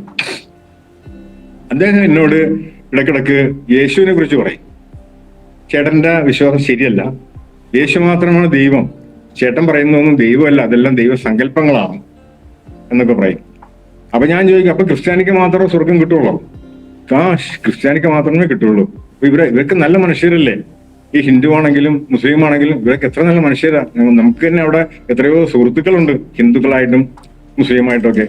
അവരൊക്കെ നല്ല വ്യക്തികളല്ലേ. അവരൊക്കെ നരകത്തിൽ പോകുന്ന പറഞ്ഞാൽ എങ്ങനെയാണ് ശരിയാവുന്നത്? ദാസ് എന്ന അദ്ദേഹത്തിന്റെ പേര്, ക്രിസ്തുദാസ്. അദ്ദേഹം എന്നാലും എന്നോട് ഇടക്കിടക്ക് പറയും, അങ്ങനെയല്ല ചേട്ടാ, അതിങ്ങനെയാണ്, അതൊന്നും ഞാൻ കേൾക്കാറില്ല, ഞാൻ അത് ശരിയല്ല അങ്ങനെ പറയുന്നത് എന്ന് അങ്ങനെ പറഞ്ഞുകൊണ്ടിരിക്കുന്ന സമയത്ത് ഒരു ഹൈന്ദവ വിഭാഗത്തിന്റെ ഒരു ആത്മീയ ആചാര്യനായ ഒരു സന്യാസി മരണപ്പെട്ടു. അദ്ദേഹത്തിന്റെ പേര് ഞാൻ ഇപ്പൊ പറയുന്നില്ല, അത് ഉചിതമല്ല എന്ന് എനിക്ക് തോന്നുന്നു. അദ്ദേഹം കേരളത്തിലും ഇന്ത്യയിലും കേരളത്തിലെന്നല്ല, ഇന്ത്യയിലെമ്പാടും വിദേശ രാജ്യങ്ങളിലും അനേകം മാതൃ സേവനങ്ങളും അനേകർക്ക് താങ്ങും തണലുമായി കൊണ്ടിരിക്കുന്ന ഹോസ്പിറ്റലുകളിലൊക്കെ സ്ഥാപിച്ചുകൊണ്ട് അനേകർക്ക് സഹായം ചെയ്തുകൊണ്ടിരിക്കുന്ന വ്യക്തിയാണ്. അങ്ങനെയുള്ള ഒരാൾ മരിച്ചു. അപ്പോൾ ഞാൻ എൻ്റെ ഈ സുഹൃത്തിനോട് ഞാൻ ചോദിച്ചു, സുഹൃത്തെ, ഇദ്ദേഹം ഇത്രയും നല്ല മനുഷ്യൻ, ഇതുപോലുള്ള ഒരു മനുഷ്യനെ എൻ്റെ ജീവിതത്തിൽ എൻ്റെ ഈ കത്തോലിക്ക സഭ കണ്ടിട്ടില്ല, നിങ്ങളും കണ്ടിട്ടുണ്ടാവില്ല. ഇവിടെ എങ്ങും അങ്ങനെ ഒരാളില്ല. ഈ മനുഷ്യൻ മരിച്ചല്ലോ, അപ്പൊ ഇദ്ദേഹം എവിടെ പോകും? അദ്ദേഹം പറഞ്ഞു, ചേട്ടാ, അത് ക്രിസ്തുവിനെ അദ്ദേഹം സ്വീകരിച്ചിട്ടില്ല എങ്കിൽ അദ്ദേഹത്തിന് സ്വർഗം കിട്ടില്ല. അപ്പൊ എവിടെ പോകും? പിന്നെ നരകത്തിൽ പോകും. ഇത്രയും വലിയ മനുഷ്യൻ നരകത്തിൽ പോകും. അതെനിക്ക് അംഗീകരിക്കാൻ പറ്റില്ല. ഞാൻ പറഞ്ഞു, ഒരിക്കലും അങ്ങനെ സംഭവിക്കില്ല എന്ന് പറയും. കാരണം അത്ര നല്ല മനുഷ്യനാണ് അദ്ദേഹം. എല്ലാവരും അംഗീകരിക്കുന്ന ആളാണ്, സംപൂജ്യനായ ഒരാളാണ് എല്ലാവർക്കും. എനിക്കും സംപൂജ്യനാണ് അദ്ദേഹം സ്വർഗത്തിൽ പോയില്ല എങ്കിൽ അദ്ദേഹത്തിന് പോകാൻ കഴിയാത്ത സ്വർഗം, എന്റെ സുഹൃത്തെ, അത് എനിക്കും വേണ്ടാന്ന് ഞാൻ പറഞ്ഞു. കാരണം എനിക്ക് അദ്ദേഹം പോയില്ലെങ്കിൽ ഞാൻ പോവില്ല. കാരണം ഞാൻ ഒന്നുമില്ല, നിങ്ങളും ഒന്നുമില്ല. അദ്ദേഹം പോയില്ലെങ്കിൽ ആ സ്വർഗം എനിക്കും വേണ്ട എന്ന് ഞാൻ പറഞ്ഞു. അങ്ങനെ ഞങ്ങൾ തമ്മിൽ വളരെയധികം തർക്കിച്ചു ആ വിഷയത്തില്. അദ്ദേഹം അന്ന് രാത്രി ഞാൻ വീട്ടിൽ വന്നു. രാത്രി ഞാനൊരു സ്വപ്നം കാണുകയാണ്. അന്ന് രാത്രി സ്വപ്നം കാണുകയാണ്. സ്വപ്നം ഇങ്ങനെയാണ്: ഒരു സിംഹാസനത്തിലെ ഒരു തേജോമയനായ ഒരു പുരുഷൻ ഇരിക്കുകയാണ്. ആ പുരുഷന്റെ മുമ്പില് ആ പുരുഷന്റെ വലത്ത് ഭാഗത്ത് ഒരു കിടങ്ങുണ്ട്. അതിൽ ഒരു പാലം ഇട്ടിട്ടുണ്ട്. ആ പാലത്തിലൂടെ ചിലർ നടന്നു വന്നിട്ട് ഈ തേജോമയനായ ഈ പുരുഷന്റെ മുന്നിൽ, അദ്ദേഹത്തിന്റെ തേജസ് എനിക്ക് വർണ്ണിക്കാൻ പറ്റില്ല. എനിക്കത് അതുപോലെ ആരെന്ന് എനിക്കറിയില്ല, ആരെന്നറിയില്ല. ഈ പാലത്തെ കൂടി നടന്നു വന്നിട്ട് ഇദ്ദേഹത്തിന്റെ മുമ്പിൽ നിന്നിട്ട് ഉറച്ചുകൊണ്ട് അദ്ദേഹത്തിന്റെ ഇടതുവശത്ത് ഒരു കിടങ്ങിൽ നിന്ന് പുക പൊങ്ങിക്കൊണ്ടിരിക്കുകയാണ്. ഒരു ഗർത്തം, ഒരു അഗാധ ഗർത്തം, അതിന് പുക പൊങ്ങിക്കൊണ്ടിരിക്കുകയാണ്. ഈ പാലം കടന്നു വരുന്ന ഈ വ്യക്തികള് ഇദ്ദേഹത്തിന്റെ ഈ പുരുഷന്റെ, ഈ തേജോമയനായ ഈ പുരുഷന്റെ മുമ്പിൽ നിന്നിട്ട് പേടിച്ച് വിറച്ചുകൊണ്ട് ഓടിച്ചെന്ന് ഈ കിടങ്ങിലേക്ക് ചാടുകയാണ്. അങ്ങനെ ചിലരൊക്കെ ചാടുന്നത് ഞാൻ കണ്ടു. അപ്പൊ ഞാൻ ഇതെല്ലാം കണ്ടുകൊണ്ടിരിക്കുകയാണ്. ഞാൻ എവിടെ നിന്നാ കാണുന്നത് എനിക്കറിയില്ല, ഒരു സ്വപ്നമാണ്. ഞാൻ നോക്കി നിൽക്കുമ്പോ നമ്മളുടെ ഈ സന്യാസി, ഈ ആചാര്യൻ, അദ്ദേഹവും പാലം കടന്നു വരികയാണ്. അപ്പൊ അദ്ദേഹം വന്നപ്പോ ഞാൻ അത്ഭുതത്തോടെ നോക്കി. അദ്ദേഹം വന്നത് എല്ലാവരും വന്ന പോലെ നടന്നല്ല വന്നത്. അദ്ദേഹം വന്നത് ആ പാലത്ത് ഇരുന്നിട്ട് നിരങ്ങിയ വന്നിട്ട് പാലം കടന്ന ശേഷം എഴുന്നേറ്റ് നിന്നിട്ട് ഈ പുരുഷന്റെ മുമ്പിൽ വന്ന് നിന്നിട്ട് മുൻപ് കാണിച്ചവർ എങ്ങനെയാണോ ചെയ്തത്, അവർ ഭയന്ന് വിറച്ചുകൊണ്ട് പെട്ടെന്ന് അദ്ദേഹത്തിന്റെ മുഖത്തേക്ക് നോക്കാൻ കഴിയാതെ ഇദ്ദേഹം ഓടിച്ചെന്ന് ആ കിടങ്ങിലേക്ക്, ആ ഗർത്തത്തിലേക്ക് അദ്ദേഹം ചാടി. ഇത് ഞാൻ കണ്ടു. അപ്പോ എനിക്കത് മനസ്സിലായില്ല. പിറ്റേ ദിവസം ഞാൻ ഈ സുഹൃത്തിനോട് ഞാൻ പറഞ്ഞു, സുഹൃത്തെ, എനിക്ക് ഇങ്ങനെ ഒരു സ്വപ്നം ഇന്നലെ ഉണ്ടായി എന്ന് പറഞ്ഞു. എന്താണത്? അപ്പോ അദ്ദേഹം, ഞാൻ പറഞ്ഞിട്ടില്ലേ സഹോദരനോട്, ക്രിസ്തുവിൽ വിശ്വസിച്ചെങ്കിൽ മാത്രമേ സ്വർഗത്തിൽ പോകൂ, അല്ലാത്ത എല്ലാവരും നരകത്തിൽ പോകും. അദ്ദേഹം കർത്താവിന് സ്തോത്രം എന്ന് പറഞ്ഞു. എന്നിട്ട് അദ്ദേഹത്തിന്റെ ലോക്കറിൽ ബൈബിൾ ഇരിപ്പുണ്ട്. ബൈബിളിൽ നിന്ന് 20-ാം അധ്യായം 11-ാം വാക്യം എടുത്ത് എന്നെ വായിച്ചു കേൾപ്പിച്ചു. വെള്ള സിംഹാസനം, ജാതികൾക്ക് ന്യായം വിധിക്കുന്ന ദേവദാസനെ ഏതാ? വെളിപ്പാട് പുസ്തകമാണോ? വെളിപ്പാട് പുസ്തകം, അതെ അതെ. അദ്ദേഹം അടുത്ത് തന്നെ വായിച്ചു കേൾപ്പിച്ചു. എന്നിട്ട് പറഞ്ഞു, ചേട്ടൻ കണ്ടത് ഇതാണ് ചേട്ടൻ കണ്ടത്. കണ്ടോ, ഈ വെള്ള സിംഹാസനത്തിൽ യേശു ക്രിസ്തു ഇരിക്കുന്നതാണ് ചേട്ടൻ കണ്ടത്. അപ്പോ ഞാൻ പറഞ്ഞ കാര്യങ്ങൾ വിശ്വസിക്കാതിരുന്ന ചേട്ടനെ കർത്താവ് സ്വപ്നത്തിലൂടെ ആ കാര്യങ്ങൾ ബോധ്യപ്പെടുത്തി തന്നതാ. ഇനിയെങ്കിലും വിശ്വസിക്കാൻ പറഞ്ഞു. ക്രിസ്തുവിൽ മാത്രമേ രക്ഷയുള്ളൂ. അങ്ങനെ അദ്ദേഹം ആ കാര്യം വായിച്ചു കേൾപ്പിച്ചു. എനിക്കും ഏകദേശം ബോധ്യമായി. കാരണം കർത്താവ് എന്നെ ഇങ്ങനെ ഒരു സ്വപ്നം കാണിച്ചെങ്കിൽ, ആര് കാണിച്ചു തന്നെന്ന് എനിക്കറിയില്ല. ഇന്ന് ഞാൻ പറയുന്നു, കർത്താവ് കാണിച്ചെങ്കിൽ അതിൽ കാര്യമുണ്ട്. അപ്പോ ക്രിസ്തുവിൽ മാത്രമേ രക്ഷയുള്ളൂ എന്നുള്ള ഒരു യാഥാർത്ഥ്യം എന്നെ അന്ന് കർത്താവ് ബോധ്യപ്പെടുത്തി തരികയായിരുന്നു. അതോടുകൂടി എന്റെ ഈശ്വരൻ ഇല്ല എന്നുള്ള ഈശ്വരൻ ഇല്ലെന്നല്ല, ആ ബഹുദൈവത്തിലുള്ള വിശ്വാസങ്ങൾ മാറി. മോസ്കിലും പള്ളിയിലും അമ്പലങ്ങളിലും ഒക്കെ നമസ്കരിച്ചുകൊണ്ടിരുന്ന ഞാൻ അതെല്ലാം തെറ്റായിപ്പോയി എന്ന് എനിക്ക് തോന്നി. പിന്നെ അങ്ങനെയൊന്നും ഞാൻ പോയില്ല. ഞാൻ തികഞ്ഞ ഒരു പള്ളി ഭക്തനായി മാറി. പള്ളിയിൽ എല്ലാ ദിവസവും പള്ളിയിൽ പോയി കുർബാന കാണും. രാവിലെ 5 മണിക്കോ 6 മണിക്കോ ഒക്കെ കുർബാന ഉണ്ട്. അത് പോയി കണ്ടിട്ട് വരും. പക്ഷേ ജോലി സ്ഥലത്ത് പറ്റില്ല. ഞായറാഴ്ചകളിലെ കാര്യമാണ്. ഞായറാഴ്ച എനിക്ക് ജോലിയുണ്ട്. ഇത് കഴിഞ്ഞിട്ട് ഞാൻ ഞായറാഴ്ച പോകുള്ളൂ, പള്ളി പോകും. അതുപോലെ നൊവേന, അതുപോലെയുള്ള വീടുകളിൽ നടക്കുന്നതായ ഈ വണക്കമാസങ്ങൾ, ഇങ്ങനെയുള്ള കാര്യം, പള്ളിയായിട്ട് ബന്ധപ്പെട്ട എല്ലാ കാര്യങ്ങളിലും വളരെ ആക്റ്റീവായിട്ട് ഞാൻ അന്ന് വലിയ സംബന്ധിച്ചു തുടങ്ങി. അങ്ങനെ ഇരിക്കെ എറണാകുളത്ത് പാലാരിവട്ടം എന്ന സ്ഥലത്ത് പള്ളിയിലെ ഒരു പോപ്പുലർ മിഷൻ ധ്യാനം തുടങ്ങി. ഞാൻ രാവിലെ ജോലിക്ക് പോന്നു. വൈകുന്നേരം വീട്ടിൽ ചെന്നപ്പോ അമ്മയില്ല. അന്ന് ഫോണൊന്നുമില്ല. ഫോണൊക്കെ പിന്നീട് വന്നു. വിളിച്ചറിയിക്കാനൊന്നും ഫോണൊന്നുമില്ല. ഞാൻ ചെന്നപ്പോഴാണ് അമ്മയില്ല വീട്ടിലെ. അപ്പൊ ഞാൻ അമ്മച്ചിനെ എവിടെ പോയി എന്ന് വെച്ചപ്പോ വൈഫ് പറഞ്ഞു, അമ്മച്ചിനെ ലില്ലി, എന്റെ സഹോദരിയുടെ പേരാ, എന്റെ നേരെയല്ലേ സഹോദരി, വന്ന് കൊണ്ടുപോയി പാലാരിവട്ടം പള്ളിയിൽ ഒരു അച്ഛൻ വന്നിട്ടുണ്ട്. ആ അച്ഛൻ്റെ അടുത്ത് അവിടെ ഭയങ്കരമായ രോഗസൗഖ്യങ്ങളും അത്ഭുതങ്ങളൊക്കെ നടക്കുന്നുണ്ട്. അപ്പൊ നമ്മുടെ അമ്മച്ചിക്ക് ശ്വാസം മുട്ടലുണ്ടല്ലോ, ആ ശ്വാസം മുട്ടൽ രോഗം മാറും എന്ന് പറഞ്ഞാണ് എന്റെ സഹോദരി അമ്മച്ചിയെ കൊണ്ടുപോയത്. അപ്പൊ ഞാൻ പറഞ്ഞു, അമ്മച്ചിയുടെ രോഗത്തിന് എല്ലാം ആയിക്കോട്ടെ, നല്ല കാര്യമല്ലേ, രോഗം മാറട്ടെ, കുറെ നാളെ മരുന്ന് കഴിക്കുന്നത്, മാറ്റമൊന്നുമില്ല, രോഗം മാറിക്കോട്ടെ എന്ന് ഞാൻ പറഞ്ഞു. പിറ്റേ ദിവസം രാവിലെ എഴുന്നേറ്റപ്പോ എന്റെ മനസ്സിലൊരു തോന്നല്, ഇന്ന് ജോലിക്ക് പോകണ്ട, ഇന്ന് ഈ പാലാരിവട്ടം പള്ളിയിലെ ധ്യാനത്തിന് പോകാം. ഞാൻ എന്റെ ഭാര്യയോട് പറഞ്ഞു, മോളി ഇന്ന് ഞാൻ ജോലിക്ക് പോകുന്നില്ല, ഞാൻ അവിടെ ധ്യാനത്തിന് പോവുകയാണ്, അമ്മച്ചിനെ കൂടെ കൊണ്ടുവരില്ല, എന്തെങ്കിലും അത്ഭുതം ഉണ്ടാകാൻ കാണുകയും ചെയ്യാമല്ലോ, ഞാൻ അങ്ങനെ പോവുകയാണെന്ന് പറഞ്ഞു. അപ്പോ വൈഫ് പറഞ്ഞു, ഞാനും വരുന്നു എന്ന് പറഞ്ഞു. അങ്ങനെ ഞങ്ങൾ രണ്ടുപേരും കൂടി, അന്ന് 3 കുട്ടികളുണ്ട്, 3 പെൺകുട്ടികളാണ്, 3 പേരെയും സ്കൂളിൽ അയച്ചിട്ട് ഞങ്ങൾ രണ്ടുപേരും കൂടി ബസ് കയറി പാലാരിവട്ടം പള്ളിയിലേക്ക് പോയി. അപ്പോ ഈ അവിടെ പാടുന്ന പാട്ടുകൾ ഞാൻ ബസ്സിൽ നിന്ന് തന്നെ കേൾക്കാൻ തുടങ്ങി. നല്ല ഗാനങ്ങളാണ്. അതെന്നെ വല്ലാണ്ട് ആകർഷിച്ചു. അങ്ങനെ പാലാരിവട്ടം പള്ളിയിൽ ചെന്ന്, ഈ ധ്യാന കേന്ദ്രത്തിൽ ചെന്ന്, പന്തൽ കെട്ടിയിട്ടുണ്ട്, അതിനകത്ത് കയറി ഇരുന്ന് ധ്യാനം തുടങ്ങി.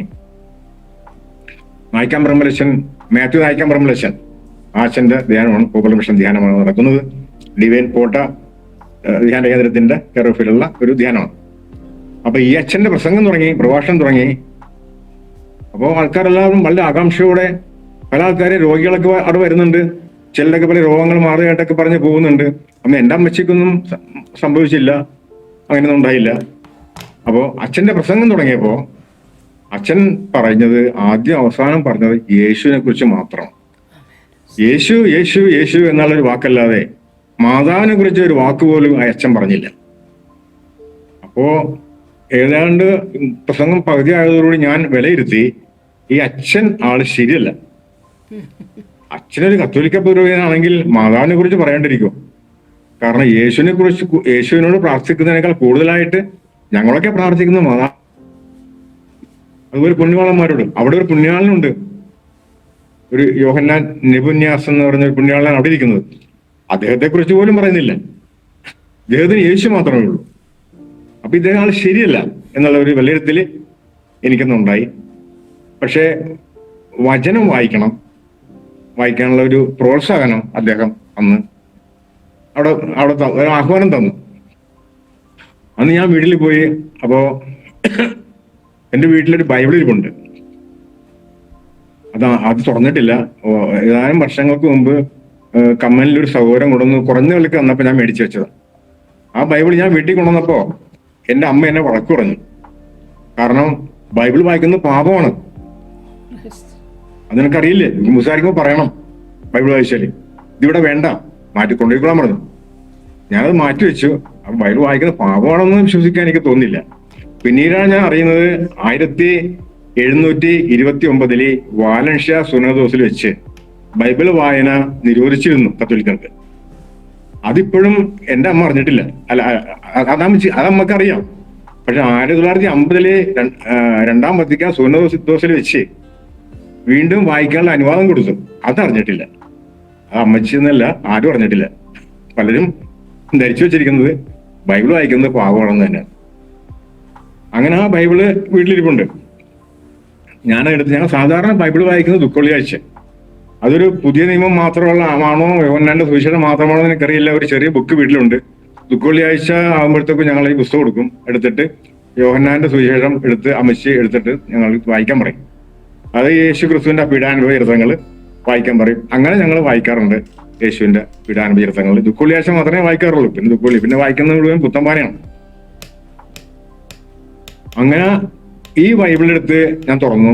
അപ്പൊ എനിക്ക് കിട്ടിയ യേശയപ്രവചനം കിട്ടിയത്. യേശയപ്രവചനം കുറെ എന്തോ ഒക്കെ ഞാൻ വായിച്ചു. എന്താ വായിച്ചതെന്നൊന്നും ഞാൻ ഇന്ന് ഓർക്കുന്നില്ല.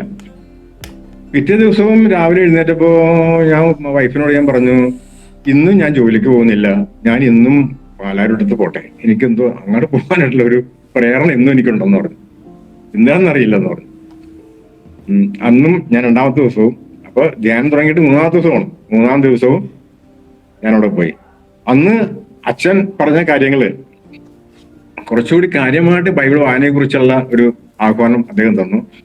ക്രിസ്തീയ വിശ്വാസത്തിന്റെ അടിസ്ഥാനം പുതിയ നിയമമാണ്. പുതിയ നിയമം വായിക്കണം. മത്തായി സുവിശേഷം മുതൽ നിങ്ങൾ വായിക്കണം. അതാണ് ക്രിസ്തീയ വിശ്വാസത്തിന്റെ അടിസ്ഥാന ഉപദേശങ്ങളുള്ളത്, അതിനകത്താണ് ഉള്ളത് എന്ന് പറഞ്ഞു അദ്ദേഹം ആഹ്വാനം അങ്ങനെ പറഞ്ഞു. അങ്ങനെ അന്നത്തെ കഴിഞ്ഞു. അന്നും പല രോഗശാന്തികളൊക്കെ അവിടെ ഉണ്ടായി. എല്ലാം ഞാൻ കണ്ടു. തിരിച്ച് വീട്ടിൽ വന്നു. ഞാൻ വളരെയധികം ബന്ധപ്പെട്ട് ബൈബിള് ഒരു 2 ഇഞ്ചോളം കനമുള്ള പുസ്തകമാണ്. ഇതിൽ നിന്ന് ഈ മത്തായി സുവിശേഷം എവിടെയാണെന്ന് അറിയണ്ടേ, അതിന്റെ കോണ്ടസ്റ്റ് അത് നോക്കിയാൽ മതി. അന്ന് എനിക്കറിയില്ല. അന്ന് അങ്ങനെ വളരെ പ്രയാസപ്പെട്ട് മത്തായി സുവിശേഷം എടുത്തു. മത്തായി സുവിശേഷം മുതൽ വായിക്കാനാണല്ലോ അച്ഛൻ പറഞ്ഞത്. മത്തായി സുവിശേഷം ഞാൻ എടുത്തു. 1-ാം അധ്യായം വരെ അങ്ങനെ വായന തുടങ്ങി. അത് പിറ്റേ ദിവസവും ധ്യാനത്തിന് പോയി. 5-ാം ദിവസവും ധ്യാനത്തിന് പോയി. 5-ാം ദിവസം അത് അവസാനിക്കുന്ന ധ്യാനം. 5-ാം ദിവസവും അമ്മച്ചിക്ക് ദിവസമൊക്കെ ഒന്നും ഉണ്ടായില്ല. അങ്ങനെ 5-ാം ദിവസത്തെ ധ്യാനവും കഴിഞ്ഞ് എന്റെ പെങ്ങൾ അമ്മച്ചിയെ വീട്ടിൽ കൂടെ നാക്കി. അങ്ങനെ ബൈബിള് വായിച്ചുകൊണ്ടിരുന്നു. PUC ബൈബിള് വായിക്കുന്നത്, കത്തോലിക്കരുടെ PUC ബൈബിള്, അതാ എന്റെ വീട്ടിലുള്ളത്. അങ്ങനെ വായിച്ച് വന്നപ്പോ മത്തായി സുവിശേഷത്തിന്റെ 11-ാം അധ്യായം വന്നു. 1-ാം അധ്യായം വരെ വായിക്കണം. 11-ാം അധ്യായം വന്നപ്പോ അവിടെ എഴുതി വെച്ചിരിക്കുകയാണ്, സ്ത്രീകളിൽ നിന്ന് ജനിച്ചവരിൽ യോഹന്നാനേക്കാൾ വലിയവനില്ല. അതെന്താ അങ്ങനെ? അപ്പോ യേശു ആരാ? യേശു സ്ത്രീയിൽ നിന്ന് ജനിച്ചവനല്ലേ? യേശുല്ലേ വലുത്? യോഹന്നാനോ? അവിടെ എഴുതി വെച്ചിരിക്കുന്നത് യോഹന്നാനേക്കാൾ വലിയവൻ ആരും ഇല്ലെന്നാണ്. മാതാവുണ്ടല്ലോ, മാതാവും അല്ല, യോഹന്നാനാ ഏറ്റവും വലുത്. അപ്പൊ ഞാൻ ഈ വിഷയം വന്ന് ഞാൻ പറഞ്ഞല്ലോ, എന്റെ സുഹൃത്തിനോട് ഞാൻ പറഞ്ഞു. ഞാൻ അന്ന് ജോലിക്ക് വന്നതിന് ശേഷം എന്റെ ഈ സംഭവങ്ങളെല്ലാം പറഞ്ഞു. അന്ന് അവിടെ ഉണ്ടായ അനുഭവങ്ങളും ഞാൻ ധ്യാനത്തിന് പോയ കാര്യങ്ങളും എല്ലാം എന്റെ സുഹൃത്തിനോട് ഞാൻ പറഞ്ഞു. അദ്ദേഹത്തോട് ഞാൻ പറഞ്ഞു, ഇങ്ങനെ ഒരു ഇതാണ് ഞാൻ കണ്ടേക്കുന്നത്. വചനം വായിച്ചപ്പോ സ്ത്രീകളിൽ നിന്ന് ജനിച്ചവരിൽ യോഹന്നാനേക്കാൾ വലിയവൻ ആരും ഇല്ലെന്ന്. അതൊന്നും അങ്ങനെയെന്ന് ഞാൻ ചോദിച്ചു. അദ്ദേഹം പറഞ്ഞു, അതാണ് ശരി സൗരേട്ടാ. അപ്പൊ യേശു സ്ത്രീയിൽ നിന്ന് ജനിച്ചവനല്ല, പിതാവിൽ നിന്ന് വചനത്താലും പരിശുദ്ധാത്മാവിനാലും ജനിച്ചവനാണ് യേശു. യേശു സ്ത്രീയിൽ നിന്നല്ല ജനിച്ചത്. യേശു ആദ്യമേയുള്ളവനാണ്. സൃഷ്ടിയിലെ യേശു ഉണ്ട്. അങ്ങനെ കുറെ കാര്യങ്ങൾ യേശുവിനെ കുറിച്ച് പറഞ്ഞു. പിന്നെ എങ്ങനെയാണ് സ്ത്രീയിൽ ജനിച്ചതാകുന്ന യേശു അങ്ങനെയല്ല. അപ്പൊ ഞാൻ ചോദിച്ചു, മാതാവിനോടാണ് ഞങ്ങളൊക്കെ പ്രാർത്ഥിക്കുന്നത്. അവര് പ്രാർത്ഥിക്കാറില്ല, CSCക്കാരല്ലേ. മാതാവും അങ്ങനെയല്ലെന്ന് പറയുന്നു. അല്ല, യോഹന്നാനാണ് അന്ന് യേശു പറഞ്ഞത്. നല്ല കറക്റ്റാണ്. കാരണം അതിനെ കുറിച്ചൊക്കെ അദ്ദേഹം കുറച്ചാണ് പറഞ്ഞു തന്നു. അങ്ങനെ അന്ന് മുതലേ ഞങ്ങള് വചനം പഠിക്കാൻ തുടങ്ങി. ഞാൻ പഠിക്കാൻ തുടങ്ങി, എന്റെ ഭാര്യയും പഠിക്കാൻ തുടങ്ങി. ഞങ്ങൾ വചനം വായിച്ചു വരുമ്പോ ഞങ്ങൾ പരസ്പരം അങ്ങോട്ടും ഇങ്ങോട്ടും പറയും, ഈ ബൈബിളില് ഇങ്ങനെയാണല്ലോ എഴുതിയിരിക്കുന്നത്, പിന്നെ എന്തുകൊണ്ടാണ് നമ്മുടെ സഭയിൽ ഇങ്ങനെ? അങ്ങനെ നമുക്കങ്ങനെ ഒരു വ്യത്യസ്തത, ഒരു യോജിപ്പില്ലായ്മ, സഭയും ബൈബിളുമായിട്ട് ഒരു യോജിപ്പില്ലായ്മ ഞങ്ങൾ രണ്ടുപേരും കണ്ടുപിടിക്കും. ഞങ്ങൾ പരസ്പരം പറയും, ഇതിങ്ങനെയാണ്, അവിടെ ഇങ്ങനെയാണ് എന്നൊക്കെ പറയും. അപ്പൊ നായിക്കാം ബ്രഹ്മണേശന്റെ ആ ഒരു ആഹ്വാനമാണ് ഈ വചനം വായിക്കാനുള്ള ഒരു പ്രോത്സാഹനം ഞങ്ങൾ കിട്ടിയത്. ഇന്ന് നായിക്കാം ബ്രഹ്മണേശൻ യഥാർത്ഥത്തിൽ അതൊന്നും പറയുന്നില്ല കേട്ടോ. അദ്ദേഹം ഇന്ന് വചനവിരുദ്ധമായ കാര്യങ്ങളെല്ലാം പറയും. ആ കൂട്ടത്തിൽ ഒരു കാര്യം പറഞ്ഞോട്ടെ. ഞാൻ ഈ രക്ഷിക്കപ്പെട്ട ശേഷം ലഘുലേഖ കൊടുക്കാനായിട്ട് ഡിവൈൻ ധ്യാനേന്ദ്രത്തിൽ പോകും. കത്തോലിക്കരാണല്ലോ അവിടെ വരുന്നത്. കത്തോലിക്കരും ഹിന്ദുക്കളൊക്കെ വരുന്നുണ്ട്. അപ്പൊ ലഘുലേഖ കൊടുക്കാൻ പോയപ്പോ അവിടെ ഒരു സഹോദരൻ എൻ്റെ അടുത്ത് വന്നിട്ട് ഒരു ലഘുലേഖ മേടിച്ചിട്ട് പറഞ്ഞു, പരിചയപ്പെട്ടു, വിശേഷങ്ങളൊക്കെ ചോദിച്ചു. അദ്ദേഹം പറഞ്ഞു, ഞാൻ നായിക്കാമ്പറമ്പിൽ അച്ഛനെ കാണാൻ വന്നതാന്ന് പറഞ്ഞു. ഞാൻ നായിക്കാമ്പറമ്പിൽ അച്ഛനിലൂടെയാണ് ഇതൊക്കെ അറിഞ്ഞതെന്ന് പറഞ്ഞു. അപ്പൊ ഞാൻ എന്തിനാ ഇപ്പൊ കാണാൻ വന്നതെന്ന് ചോദിച്ചു. പറഞ്ഞു, എനിക്ക് ഞങ്ങള് എല്ലാ ഞായറാഴ്ചയും ഇവിടെ ശനിയാഴ്ചയാണ് ലഘുലേഖ കൊടുക്കാൻ പോകുന്നത്. ശനിയാഴ്ച ആൾക്കൂട്ടമുള്ള ദിവസം. എല്ലാ ഞായറാഴ്ചയും ഡിവൈനിൽ വന്നാണ് ഞങ്ങൾ കുർബാന കാണുന്നത്. അത് പത്തനംതിട്ടയിൽ നിന്ന്, പത്തനംതിട്ടയാണോ പത്തനാപുരമാണോ ഓർക്കുന്നില്ല, പത്തനംതിട്ടയിൽ നിന്ന് പത്തനംതിട്ട തന്നെയാണ്. ഇവിടം വരെ വരുന്നത് ഞങ്ങൾക്ക് വലിയ റിസ്ക്കാണ്. കാരണം ഞാൻ എൻ്റെ ഭാര്യ, എൻ്റെ 2 മക്കളുണ്ട്. അങ്ങനെ അവിടെ നിന്ന് വരാനുള്ള ഒരു സ്ഥിതി ഞങ്ങൾക്കില്ല, സാമ്പത്തിക സ്ഥിതി ഇല്ല. വരണം, ഭക്ഷണം കഴിക്കണം, എല്ലാം കഴിഞ്ഞ് തിരിച്ചു പോകണം, അത് നടക്കുന്ന കാര്യമല്ല. അതുകൊണ്ട് നായിക്കാൻ പറയുമ്പോൾ അച്ഛനെ കൊണ്ട് ഒരു ഹെൽപ്പ് ചോദിക്കാൻ വേണ്ടിയിട്ടാണ് ഞങ്ങൾ വന്നതെന്ന് പറഞ്ഞു. അപ്പൊ നായിക്കാൻ പറയുമ്പോൾ കണ്ടോന്ന് ചോദിച്ചു. കണ്ടപ്പോ എന്തു പറഞ്ഞു? അദ്ദേഹം പറഞ്ഞു നായിക്കാൻ പറയുമ്പോൾ ഇദ്ദേഹത്തോട് ചോദിച്ചു, നിങ്ങളുടെ വീടിനടുത്ത് ഈ ഭവനങ്ങളിലോ ഹാളുകളിലോ ഇരുന്ന് കൈകൊട്ടി പാട്ടുപാടി പ്രാർത്ഥിക്കുന്ന ആൾക്കാരുണ്ടെന്ന് ചോദിച്ചു. ഇദ്ദേഹത്തോട് അച്ഛൻ ചോദിച്ചു എന്നാ പറയുന്നു. അപ്പൊ ഇദ്ദേഹം പറഞ്ഞു, അയ്യോ അച്ഛൻ അത് ബന്ധുക്കോസുകാരാണ് എന്ന് പറഞ്ഞു. കുഴപ്പമില്ല, അവിടെ പോയിക്കോ, ഇവിടെ വരണ്ട എന്ന് പറഞ്ഞു. അദ്ദേഹം അങ്ങനെ ഒരു സാക്ഷ്യം അദ്ദേഹം അന്നേരോട് പറഞ്ഞു. അങ്ങനെ ഇന്നും അദ്ദേഹം അവിടെ, ഇപ്പോഴത്തെ കാര്യം എനിക്കറിയാം, ഇന്നും പോകുന്നുണ്ടാവും, കാരണം അത്രയ്ക്ക് ഒരു കാഴ്ചപ്പാടുള്ള മനുഷ്യനായിരുന്നു. അങ്ങനെ അദ്ദേഹം ആ പെന്തക്കോസ്ത് സഭയിൽ പോയി അവിടുന്ന് സ്നാനപ്പെട്ടു എന്നും അവിടുത്തെ വിശ്വാസികളായി എന്നും ഒക്കെ അറിയാൻ എനിക്ക് പിന്നീട് കഴിയും. അങ്ങനെ അതിനുശേഷം നായിക്കാൻ പറയുമ്പോൾ അച്ഛൻ പറഞ്ഞ ചില കാര്യങ്ങളുണ്ട്. അതായത് പാപങ്ങൾ ഏറ്റുപറഞ്ഞ് ഉപേക്ഷിക്കണം, ഓർത്ത് മാനസാന്തരപ്പെടണം, അനുദപിക്കണം, ഇതെല്ലാം ദൈവസേനയിൽ ഏറ്റു പറയണം, ഓരോന്നോറും നമ്മൾ ചെയ്തു പോയിട്ടുള്ള എല്ലാ പാപങ്ങളും ഏറ്റു പറയണം എന്നുള്ള ഒരു ആഹ്വാനം അദ്ദേഹം തന്നിരുന്നു.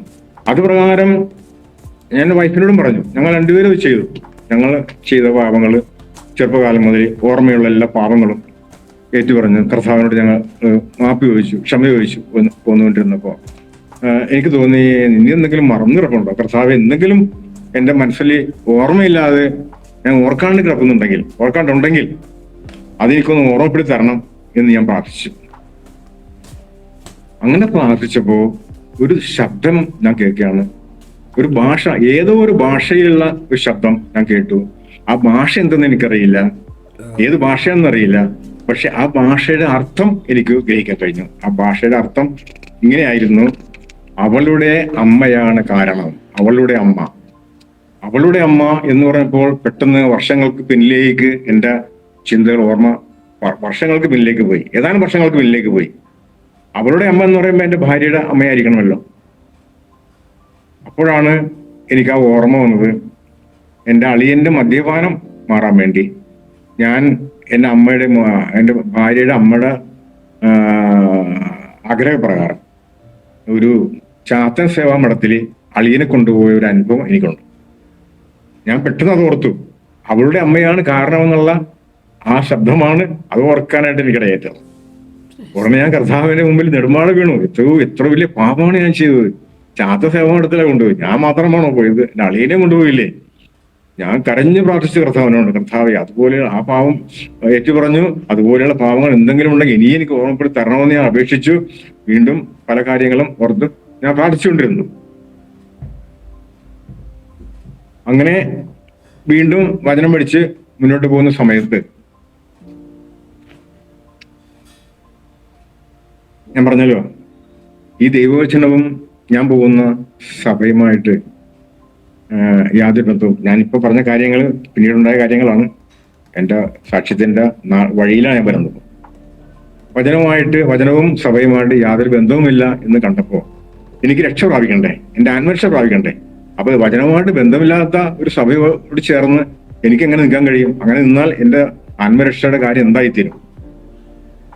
ഞാനങ്ങനെ ഒറ്റയ്ക്കൊരു തീരുമാനമെടുത്തു.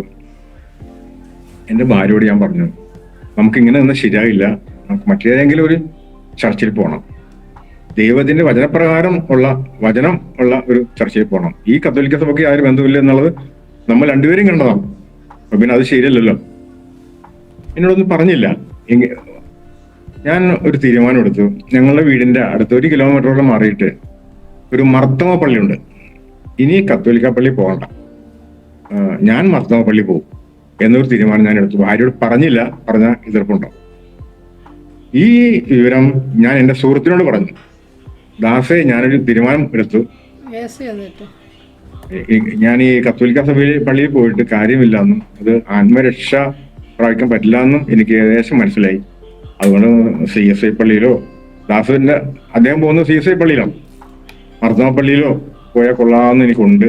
അപ്പൊ നമുക്കൊരു മർത്തമ പള്ളി അവിടെ ഉണ്ടല്ലോ. അപ്പൊ അവിടെ പോയാലോ ഞാൻ ചിന്തിക്കണമെന്ന് പറഞ്ഞു. അദ്ദേഹം പറഞ്ഞു, ചേട്ടൻ അവിടെ പോകണ്ട, നമുക്കൊരു കാര്യം ചെയ്യാം, ഞാനൊരു സ്ഥലം കാണിച്ചു തരാം. അപ്പൊ അദ്ദേഹവും ഒരു പെന്തക്കോസ്ത് സഭയിൽ പോയിട്ടില്ല, അദ്ദേഹം എല്ലാ കാര്യങ്ങളും അറിയാം എന്നേ ഉള്ളൂ. അദ്ദേഹത്തിന്റെ സഹോദരിമാരൊക്കെ പെന്തക്കോസ്തുകാരാണ്, അങ്ങനെ അനുഭവം കൂടെ അദ്ദേഹത്തിനുണ്ട്. അങ്ങനെ അദ്ദേഹം പറഞ്ഞു, നമുക്കൊരു കാര്യം ചെയ്യാം, അടുത്ത ഞായറാഴ്ച ജോലിക്ക് പോകണ്ട, നമുക്ക് ഒരു സ്ഥലം ഞാൻ കാണിച്ചു തരാം എന്ന് പറഞ്ഞു. അങ്ങനെ ഞങ്ങൾ ഒരുമിച്ച് ഞായറാഴ്ച, വീട്ടിൽ ഞാൻ പറഞ്ഞില്ല, ജോലിക്ക് പോകില്ല എന്ന് പറഞ്ഞില്ല, വീട്ടുകാരറിയാതെ തന്നെ, എന്റെ ഭാര്യ അറിയാതെ തന്നെ ഞങ്ങൾ രണ്ടുപേരും കൂടി ഒരു പെന്തക്കോസ്ത് സഭയിൽ പോയി. അവിടെ ആരാധന തുടങ്ങി, പ്രാർത്ഥന, ആരാധന എല്ലാം കഴിഞ്ഞു. അത് ഞാൻ പോയിരിക്കുന്നത് പുരട്ടിപ്പള്ളി എന്ന് പറഞ്ഞാൽ ഒരു വലിയ പള്ളിയാണ്, ഒരു വലിയൊരു ഒരു സൗധമാണത്. ലത്തിമ്പള്ളിയും പോകും, അതും ചെറുതല്ല, വലിയ പള്ളിയാണ്. ഞാൻ ഇപ്പൊ ചെന്നിരിക്കുന്നത് ഒരു ചെറിയ മുറിക്കകത്ത, ഒരു ചെറിയ മുറി. ആ ചെറിയ മുറിക്കകത്ത് നിറച്ച ആളുണ്ട്, സഹോദരിമാരുണ്ട്, സഹോദരന്മാരുണ്ട്, കുഞ്ഞുങ്ങളുണ്ട്, എല്ലാവരും ഉണ്ട്. ഈ അവിടുത്തെ പ്രാർത്ഥന ആരാധനയും കഴിഞ്ഞപ്പോ ഈ സഹോദരന്മാരുടെ എന്നോടുള്ള ആ ഡീലിങ്, അവരുടെ പെരുമാറ്റം, ആ സ്നേഹം, ആ ബഹുമാനം, ഇതെല്ലാം കണ്ടപ്പോ എനിക്ക് തോന്നി, ദൈവമേ, ഇങ്ങനത്തെ ഒരു പെരുമാറ്റ രീതി ഞങ്ങളുടെ സഭയിൽ ഇതുവരെ ഉണ്ടായിട്ടില്ലല്ലോ. ഇവരുടെ സ്നേഹം എന്ത് സ്നേഹമാണ്, എന്തൊരു പരിഗണനയാണ് അവർക്ക്. അതെന്നെ വളരെ ആകർഷിച്ചു. അപ്പൊ എനിക്ക് തോന്നി, വലിയ പള്ളിയും മറ്റൊന്നുമല്ല കാര്യം, ഇതുപോലെയുള്ള സ്നേഹം ഉള്ള സ്ഥലമാണ് ഏറ്റവും കാമ്യം എന്നൊരു ചിന്ത അന്ന് എനിക്ക് വന്നു. അതുപോലെ തന്നെ അവിടുത്തെ പാസ്റ്റർ വളരെ കാര്യമായിട്ട് ഞങ്ങളെ സ്വീകരിക്കുകയും അതിനുശേഷം അദ്ദേഹം വചനം പഠിപ്പിക്കാൻ തുടങ്ങി. സ്നാനത്തെ കുറിച്ച് അദ്ദേഹം പറഞ്ഞു തന്നു. അപ്പൊ സ്നാനത്തെ കുറിച്ച് എനിക്ക് ഏകദേശം, ഞാൻ വചനം വായിച്ചു വന്നപ്പോൾ എനിക്ക് മനസ്സിലായിട്ടുണ്ട്, ഈ ശിശു സ്നാനം ശരിയല്ല എന്നും മുഴുകൽ സ്നാനം ആവശ്യമാണെന്നും ഏകദേശമൊക്കെ ഞാൻ അത് പഠിച്ചു കഴിഞ്ഞു. അപ്പൊ അദ്ദേഹം കുറച്ചുകൂടി കാര്യം പഠിപ്പിച്ചു. അങ്ങനെ എന്റെയും ഈ സഹോദരന്റെയും മറ്റൊരു സഹോദരന്റെയും സ്നാനം 1996 മാർച്ച് മാസത്തിൽ ഒരു ദിവസം, തീയതി ഞാൻ ഓർക്കുന്നില്ല, തീരുമാനിച്ചപ്പോ അവിടെ ഈ സഹോദരനെ കൂടാതെ സ്നാനം സ്വീകരിക്കുന്ന മറ്റൊരു സഹോദരൻ, അബ്രഹാം എന്ന പേര്, അദ്ദേഹം അവിടെ ഒരു വൈദ്യശാലയിൽ പോയി ഇരുന്ന് സംസാരിച്ച കൂട്ടത്തില് അദ്ദേഹം പറഞ്ഞു, അടുത്ത ബുധനാഴ്ച എന്റെ സ്നാനമാണെന്ന് പറഞ്ഞു. അപ്പൊ അദ്ദേഹം ഈ വൈദ്യശാലക്കാരൻ ഒരു കരിസ്മാറ്റിക്കാരനാണ്, സ്നാനമാണെന്ന് പറഞ്ഞു. ഞാൻ മാത്രമല്ല, ക്രിസ്തുദാസ് എന്ന് പറഞ്ഞ സഹോദരനുണ്ട്, സേവ്യർ എന്ന സഹോദരനുണ്ട്. സേവ്യർ എന്ന് പറഞ്ഞപ്പോ ഇദ്ദേഹത്തിന് ഒരു സംശാര സേവ്യർ എന്ന് ചോദിച്ചു ഈ വൈദ്യശാലക്കാരൻ. ഇന്നാളാന്ന് പറഞ്ഞു. അപ്പൊ അദ്ദേഹത്തിന് എന്നറിയാവുന്ന ആളാണ് ഇദ്ദേഹം. അദ്ദേഹത്തിന് അടുത്ത ബന്ധമുണ്ട്. കർത്താവിന് സ്തോത്രം. പള്ളിയിലെ കൈക്കാരനുമായിട്ട് ഈ വൈദ്യർക്ക് അടുത്ത ബന്ധമുണ്ട്. ഈ പള്ളിയിലെ കൈക്കാരനോട് അദ്ദേഹം പറഞ്ഞു, നിങ്ങളുടെ സഭയിൽ വരുന്ന സേവ്യർ എന്ന് പറഞ്ഞ ആള്, അദ്ദേഹം ഈ കൈക്കാരന്റെ വകയിൽ ഒരു ജ്യേഷ്ഠന്റെ മകളാണ് എന്റെ ഭാര്യ. ആള് ഈ ബുധനാഴ്ച സ്നാനപ്പെടാൻ പോകുന്നുണ്ട്, അറിഞ്ഞോന്ന് ചോദിച്ചു. അത് കഴിഞ്ഞ്, അങ്ങനെയാണോ, അത് ഞാൻ ശരിയാക്കി തരാമെന്ന് പറഞ്ഞു. അദ്ദേഹം നേരെ അച്ഛനോട് ചെന്ന് പറഞ്ഞു. അച്ഛൻ വീട്ടിൽ വന്നു. സ്നാനത്തിന്റെ തലേ ദിവസം വീട്ടിൽ വന്നിട്ട് എന്റെ അമ്മയെയും ഭാര്യയെയും ഒക്കെ ഒരുപാട് വഴക്ക് പറഞ്ഞു. മക്കളെ വളർത്തിയതിന്റെ കുഴപ്പമാണ് തള്ളെ ഈ കാണുന്നതെന്നൊക്കെ പറഞ്ഞ് തള്ളേന്നൊക്കെ വിളിച്ച് സംസാരിച്ചു. അപ്പൊ അമ്മക്കൊന്നും മനസ്സിലായില്ല, ഞാൻ എന്റെ മക്കളെ നന്നായിട്ട് തന്നെ വളർത്തിയിരിക്കുന്നത്, ഒരു ചീത്ത വഴിക്ക് അവർ പോയിട്ടില്ല എന്നൊക്കെ എന്നിട്ടാണ് ഇപ്പൊ സ്നാനപ്പെടാൻ പോകണമെന്ന് പറഞ്ഞപ്പോഴാണ് അമ്മക്ക് കാര്യം മനസ്സിലായത്. ഓ, കാര്യങ്ങൾ അങ്ങനെയാണല്ലേ എന്നുള്ളത്. ഇതുവരെ ഞങ്ങളുടെ ഈ മാറ്റങ്ങളൊന്നും പുള്ളിക്കാരത്തെ അറിഞ്ഞിട്ടില്ല. അപ്പോ ആളും എതിർത്തു. എന്റെ വൈഫും പറഞ്ഞു, അച്ഛൻ കുറെ കാര്യങ്ങൾ സംസാരിച്ചു, സഭയുമായിട്ടുള്ള ബന്ധത്തിൽ, നമ്മുടെ ഭാവി കാര്യങ്ങൾ, ഇതെല്ലാം എന്റെ ഭാര്യ കേട്ടു. എന്റെ ഭാര്യ പറഞ്ഞു, ചേട്ടാ നമുക്കിപ്പോ സ്നാനപ്പെടണം. ഞാൻ നാളെയാണ് സ്നാനം വെച്ചേക്കണത്, അറിയാവുന്നല്ലേ, അത് സാരമില്ല, നമുക്ക് ഒരുമിച്ച് സ്നാനപ്പെടാം. എന്നാണ് സ്നാനപ്പെടുന്നത്? അത് പിന്നെ ആകട്ടെ, നമ്മുടെ മക്കളുടെ വിവാഹം എല്ലാം കഴിയട്ടെ, 3 കുട്ടികളുടെയും വിവാഹം കഴിഞ്ഞിട്ട് നമുക്ക് ഒരുമിച്ച് സ്നാനപ്പെടാമെന്ന് പറഞ്ഞു. അപ്പൊ തന്നെ ഞാൻ ഓർത്തു എന്നായിരിക്കും എന്നുള്ളത് ഞാൻ ചിന്തിച്ചു. പക്ഷേ ഭാര്യയുടെ നിർബന്ധം കാരണം ഞാൻ അന്ന് ആ സ്നാനം മാറ്റിവെച്ചു. അന്ന് വേണ്ടാന്ന് വെച്ചു. മറ്റേ 2 പേരും സ്നാനപ്പെട്ടു. അങ്ങനെ മാറ്റിവെച്ചു. കുറെ കഴിഞ്ഞപ്പോൾ ഞാൻ ഇടയ്ക്കിടയ്ക്കും എൻ്റെ വൈഫിനോട് പറയും, സ്നാനത്തെ കുറിച്ച് പറയും, ഇപ്പൊ വേണ്ട ചേട്ടാ, നമുക്ക് പിന്നെ ആകാം, പ്രശ്നം ഉണ്ടാവും, കല്യാണം നടക്കണ്ടേ, മറ്റുള്ള പ്രശ്നങ്ങളൊക്കെ ഉണ്ടാവും, ഒരുപാട് പ്രശ്നങ്ങളുണ്ടാവും. അമ്മയുടെ വിഷയം, അമ്മ മരിച്ചിട്ടുണ്ടെങ്കിൽ സെമിത്തേരിയിൽ അവർ കൊണ്ടുപോകും. അങ്ങനെയൊക്കെ പറയാം. നമുക്ക് അന്നത്തെ മരിക്കാനുള്ള പ്രായമൊന്നും ആയിട്ടില്ല, എങ്കിലും അങ്ങനെയൊക്കെ പറഞ്ഞ് വൈഫ് എന്നെ തടസ്സപ്പെടുത്തിക്കൊണ്ടിരുന്നു. അപ്പൊ എനിക്ക് തോന്നി വൈഫിന്റെ അറിവോടെ അനുവാദത്തോടെ സ്നാനപ്പെടുവാനെന്ന കാര്യം വളരെ ബുദ്ധിമുട്ടാണ്. ഞാൻ ചർച്ചിൽ പറഞ്ഞു, പാസ്റ്ററോട് പറഞ്ഞു, പാസ്റ്റർ എനിക്ക് സ്നാനപ്പെടണം, അത് പാസ്റ്റർ ഒരു ദിവസം തീരുമാനിക്കുക, ഞാൻ വരാം എന്ന് പറഞ്ഞു. വീട്ടിൽ അറിയാണ്ട് വരാമെന്ന് പറഞ്ഞു. അങ്ങനെ ഒരു ദിവസം അദ്ദേഹം സ്നാനം തീരുമാനിച്ചു. 1996 സെപ്റ്റംബർ 25 സ്നാനപ്പെടാൻ ഒരു ഡേറ്റ് തീരുമാനിച്ചു. അപ്പോ എനിക്ക് ആ ആഴ്ചയിൽ നൈറ്റ് ഡ്യൂട്ടിയാണ്. നൈറ്റ് ഡ്യൂട്ടിക്ക് പോകേണ്ടത് വൈകുന്നേരമാണ്, 4 മണിക്കാണ് കയറേണ്ടത്. പകൽ ഡ്യൂട്ടിക്ക് രാവിലെ 8 മണിക്ക് കയറണം. അപ്പോൾ ഞാൻ വീട്ടിൽ പറഞ്ഞു, നാളെ എനിക്ക് പകലാണ് ഡ്യൂട്ടി എന്ന് പറഞ്ഞു. എന്നിട്ട് വർക്കിംഗ് ഡ്രസ്സ് എന്ന വ്യാജേന ഒരു ജോഡി ഡ്രസ്സും എടുത്ത് പൊതിഞ്ഞ് കിട്ടി ഞാൻ നേരെ ചർച്ചിലേക്ക് പോയി. നേരത്തെ പോയി ചർച്ചിൽ, കാരണം 8 മണിക്ക് 7 മണിക്ക് വീട്ടിൽ നിന്ന് പോകണമല്ലോ, ജോലിക്ക് പോവുകയല്ലേ. അങ്ങനെ ചർച്ചിൽ ചെന്ന് 10 മണിക്ക് സഭയിലുള്ള വിശ്വാസികളും ഈ ക്രിസ്തുദാസ സഹോദരനൊക്കെ ഉണ്ടായിരുന്നു, അവരെല്ലാവരും കൂടി പോയി. എന്നെ കൊണ്ടുപോയി സ്നാനക്കടവിൽ ചെന്ന് സ്നാനക്കുളത്തിലേക്ക് ഇറങ്ങി. അതിന്റെ കടവിൽ നിന്നുകൊണ്ട് അദ്ദേഹം പ്രാർത്ഥിച്ചു. പക്ഷെ ആദ്യം പ്രാർത്ഥിച്ചു, അതിനുശേഷം അദ്ദേഹം ആ കുളത്തിലേക്ക് ഇറങ്ങി. ഒരു വയലായിരുന്നു അത്, വയല്, ഒരു തടാകം പോലത്തെ ഒരു സ്ഥലം. അതിനത് നിറയെ പച്ച പായൽ പിടിച്ച് കിടക്കുകയാണ്. ഇവിടെ നോക്കിയിട്ടുണ്ടെങ്കിൽ എന്തോ ഒരു ഗ്രൗണ്ട് പോലെ തോന്നുള്ളൂ, അതുപോലെ കിടക്കുകയാണ്, നിറയെ വെള്ളമുണ്ട്. അപ്പോ ഈ പായല് അദ്ദേഹം പാസ്റ്റർ ആദ്യം ഇറങ്ങിയിട്ട് കൈകൊണ്ട് വകഞ്ഞിട്ട് പായലെല്ലാം കുറെ പായല് സൈഡിലേക്ക് മാറ്റിയിട്ട് എനിക്ക് മുങ്ങാനുള്ള ഒരു വേദി അവിടെ ഉണ്ടാക്കിയിട്ട് അദ്ദേഹം പ്രാർത്ഥിച്ചു, എന്നെ വിളിച്ചു, പിതാവിന്റെയും പുത്രന്റെയും പരിശുദ്ധാത്മാവിന്റെ നാമത്തിൽ എന്നെ സ്നാനപ്പെടുത്തി. ഞങ്ങൾ കയറിപ്പോന്നു. ചർച്ച് ഒരു ഭവനമാണെന്ന് ഞാൻ പറഞ്ഞല്ലോ, അവിടെ വന്നു. അവിടെ അദ്ദേഹം ഭക്ഷണം ഒരുക്കിയിരുന്നു, അവിടെ കർത്തവ്യം ഉണ്ടായിരുന്നു. അതെല്ലാം കഴിഞ്ഞു, ഭക്ഷണം കഴിഞ്ഞു. സാധാരണ സ്നാനപ്പെടുന്നവരാണ് ആ ഭക്ഷണത്തിന്റെ കാര്യങ്ങളൊക്കെ ചെയ്യേണ്ടത്. അന്ന് ഞാനൊന്നും ചെയ്തില്ല, അദ്ദേഹം തന്നെ എല്ലാം ചെയ്തത്. എല്ലാം കഴിഞ്ഞ് ഞാൻ നേരെ കമ്മലിലേക്ക് പോയി. അപ്പോ പകല് ജോലിക്ക് പോയാലും കമ്മലിൽ ഓവർ ടൈം ഉണ്ടെങ്കിൽ ഞാൻ വൈകുന്നേരം വരില്ല, അത് വീട്ടുകാർക്ക് അറിയാം. അപ്പോ വൈകുന്നേരം ഞാൻ വന്നില്ല, അപ്പൊ പകൽ ഓവർ ടൈം ഉണ്ട്, രാത്രി ഓവർ ടൈം ഉണ്ട് എന്നുള്ള ധാരണയിൽ അവരത് അങ്ങനെ കരുതിയിരുന്നു. ഡ്യൂട്ടി കഴിഞ്ഞ് രാത്രി 12 മണിക്ക് ഞാൻ വീട്ടിൽ ചെന്നു.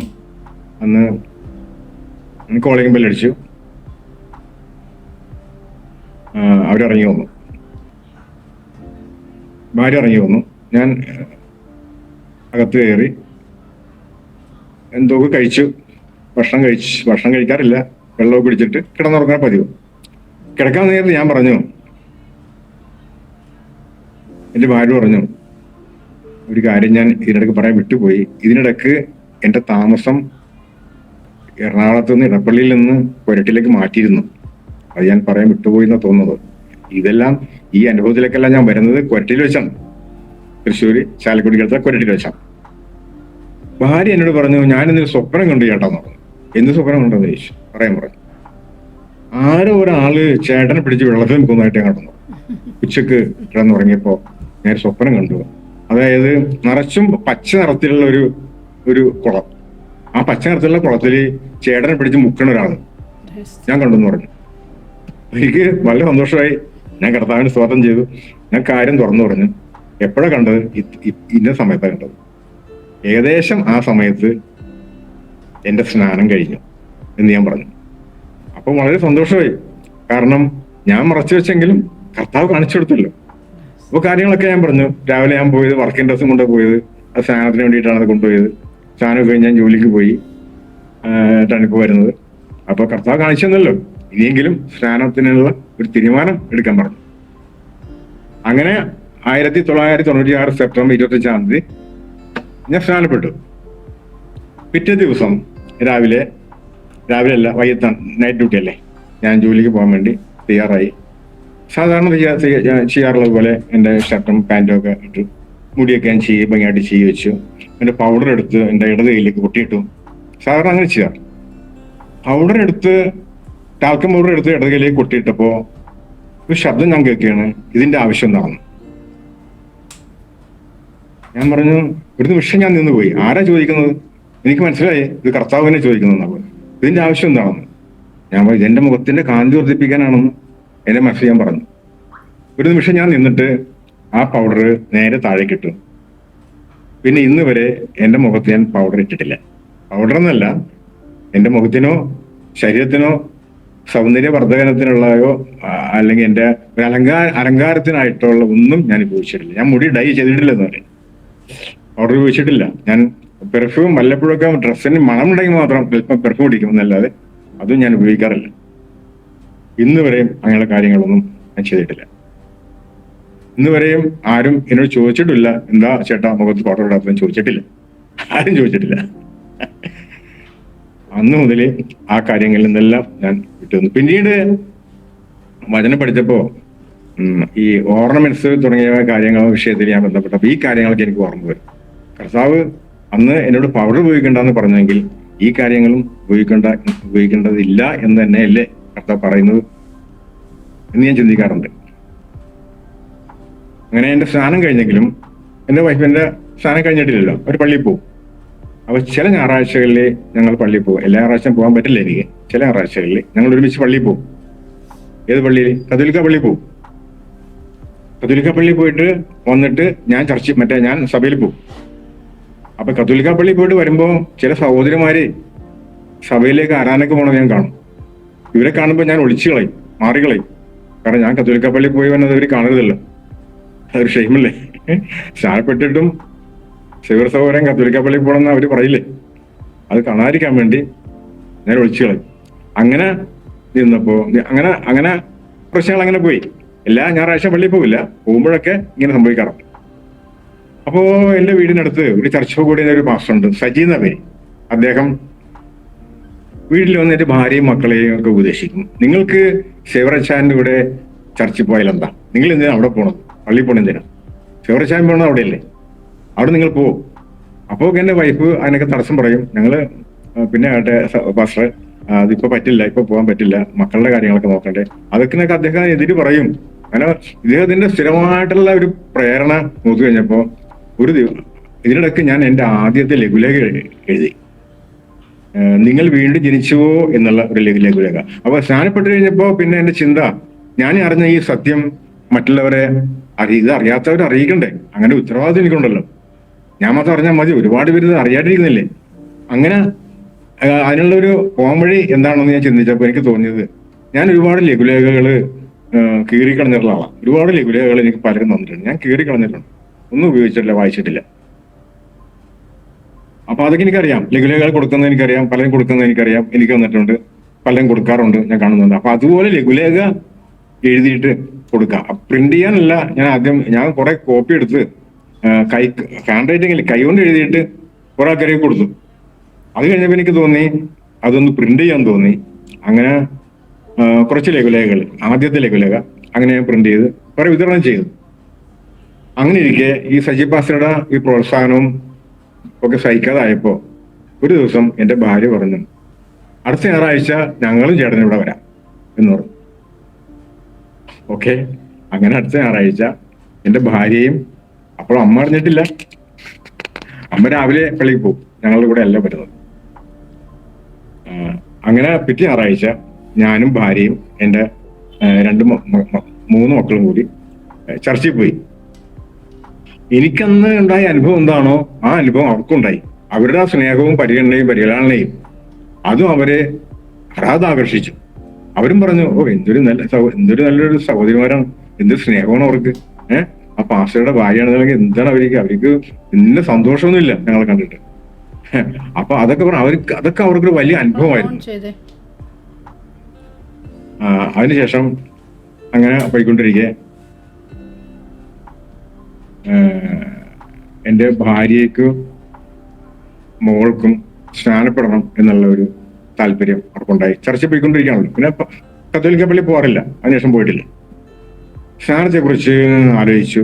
അങ്ങനെ 1999 എൻ്റെ ഭാര്യയും മൂത്ത മകളും സ്നാനപ്പെടാൻ തീരുമാനിച്ചു. അങ്ങനെ അവർ സ്നാനപ്പെട്ടു.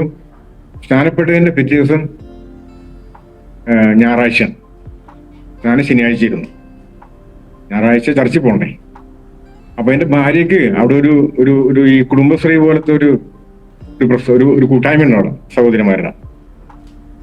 ആ കാലത്ത് അതിന്റെ പേര് മറ്റെന്തൊക്കെയാണ്. അപ്പോ ഈ ആള് അതിന്റെ സെക്രട്ടറിയാണ്. അപ്പൊ ഇനി മുതൽ ഞായറാഴ്ച ഞങ്ങൾ ചർച്ചിൽ പോകുന്നതുകൊണ്ട് എനിക്ക് ഈ യോഗത്തിന് വരാൻ പറ്റില്ല, ഇനി മുതൽ യോഗത്തിന് വരാൻ പറ്റില്ല എന്ന് പറയാൻ വേണ്ടി മറ്റൊരു ഭാരവാഹിയുടെ വീട്ടിലേക്ക് വാതിക്കയിൽ നിന്ന് കൊണ്ടിരുന്നപ്പോ ഒരു തെങ്ങിൻ ചവിട്ടി നിന്നാണ് സംസാരിച്ചത്. മുകളിൽ നിന്ന് ഒരു നല്ല ഭാരമുള്ള ഒരു പച്ച തേങ്ങ എന്റെ ഭാര്യയുടെ തലയിൽ വീണു. ശരിക്കും പറഞ്ഞാൽ അത്ത് നിന്നാളെ ഭയന്നു പോയി, തലയിട്ട് ബോധം കെട്ട് വീണോ എന്ന് പോകും. പക്ഷെ ആള് പറയുന്നത് എനിക്കൊരു ഇല വീണ പോലെ തോന്നിയുള്ളതാണ്. അപ്പോ സ്നാനപ്പെട്ടതിന്റെ പിറ്റേ ദിവസം ഇനി തുടർന്ന് ഇറച്ചി പോകണം. അതിന് മുമ്പ് ഇറച്ചി പോകുമായിരുന്നു, ഞാൻ പോകുമായിരുന്നു. അപ്പൊ തുടർന്ന് ഇറച്ചി പോകണം. അപ്പൊ ഈ കൂട്ടായ്മക്ക് പോകാൻ പറ്റില്ല. അത് പറയാൻ വേണ്ടി പോയപ്പോ അത് ശരിക്കും അത് ചെയ്തത് ആരാണ്? തേങ്ങ പറിച്ച് അത്തേക്ക് തലയിലിട്ട് കൊടുത്തതല്ലേ. വേണമെങ്കിൽ ബോധം കെട്ട് വീണിട്ടെ എന്നല്ലേ. ശരിക്കും പറഞ്ഞാൽ ആ തേങ്ങ വീണ ബോധം കെട്ട് വീഴും. അങ്ങനെ ഒരു അനുഭവം ഉണ്ടായതും എന്റെ ഭാര്യയ്ക്ക് അത് വലിയ അത്ഭുതമായിട്ട് തോന്നി, ആ അനുഭവം. അങ്ങനെ അതിനുശേഷം അപ്പൊ എന്റെ സഹോദരിമാരൊക്കെ അറിഞ്ഞു, അളിയന്മാരറിഞ്ഞു. ഇങ്ങനെ എല്ലാവരും സ്ഥാനപ്പെട്ടു. മൂത്ത മോളും എന്റെ ഭാര്യയും ഒക്കെ സ്ഥാനപ്പെട്ടു. അപ്പൊ അമ്മനെ ഇനി ഇവർ ഉപദേശിച്ച് ഈ ഇതിലേക്ക് കൊണ്ടുപോകാൻ പാടില്ല. അമ്മനെ ഉപദേശിച്ച് കൊണ്ടുപോയായിരുന്നെങ്കിൽ അതൊരു വലിയൊരു വിപത്തായി തീരും. അതുകൊണ്ട് അമ്മയെ നമുക്ക് അവരുടെ അടുത്ത് മാറ്റാം. അങ്ങനെ രണ്ടളിയന്മാരും കൂടി പ്ലാൻ ചെയ്തു അമ്മയെ അവിടെ നിന്ന് മാറ്റിയിട്ട് അവരുടെ ആരുടെയെങ്കിലും വീട്ടിൽ കൊണ്ടുപോയി നിർത്താൻ തീരുമാനിച്ചു. പക്ഷെ അമ്മ അത് സമ്മതിച്ചില്ല. ഞാൻ ഇവിടെ തന്നെ നിന്നോളാം, അവര് പോയിക്കോട്ടെ, എനിക്ക് പള്ളിയിൽ പോകാമല്ലോ, എനിക്കിവിടെ പള്ളി അടച്ചല്ലേ, ഞാൻ പള്ളിയിൽ പോയിക്കോളാം, ഞാൻ അങ്ങോട്ടൊന്നും പോകില്ല എന്ന് പറഞ്ഞ് അവരെ സമാധാനിപ്പിച്ച് അവര് പറഞ്ഞു വിട്ടു. വീണ്ടും അങ്ങനെ കാലങ്ങൾ പോയി. 99 2000 ആയിപ്പോ 2000 എന്റെ അപ്പൊ അമ്മയോട് സുവിശേഷം പറഞ്ഞു. സജി പാസ്റ്റർ എന്ന് പറഞ്ഞാൽ അദ്ദേഹം വീട്ടിൽ വരും, അദ്ദേഹം അമ്മയോട് സുവിശേഷം പറയും, ഞങ്ങളുടെ പാസ്റ്റർ വരും. അങ്ങനെ പറഞ്ഞു അമ്മക്കും മനസ്സായി സ്നാനപ്പെടാൻ. അങ്ങനെ 2000 എന്റെ ഇളയ 2 മക്കളും അമ്മയും സ്നാനപ്പെട്ടു. അവരുടെ സ്നാനം കഴിഞ്ഞു. അപ്പൊ ഞങ്ങൾ ഒരുമിച്ച് ഒരു കാത്തിരിപ്പ് യോഗത്തിന് ചർച്ചിൽ പോയി. പരിശുദ്ധാത്മാഭിഷേകം കിട്ടിയിട്ടില്ല, എനിക്ക് കിട്ടിയിട്ടില്ല. എന്റെ സ്നാനം കഴിഞ്ഞിട്ട് 4 വർഷമായി, എനിക്ക് അഭിഷേകം കിട്ടിയിട്ടില്ല.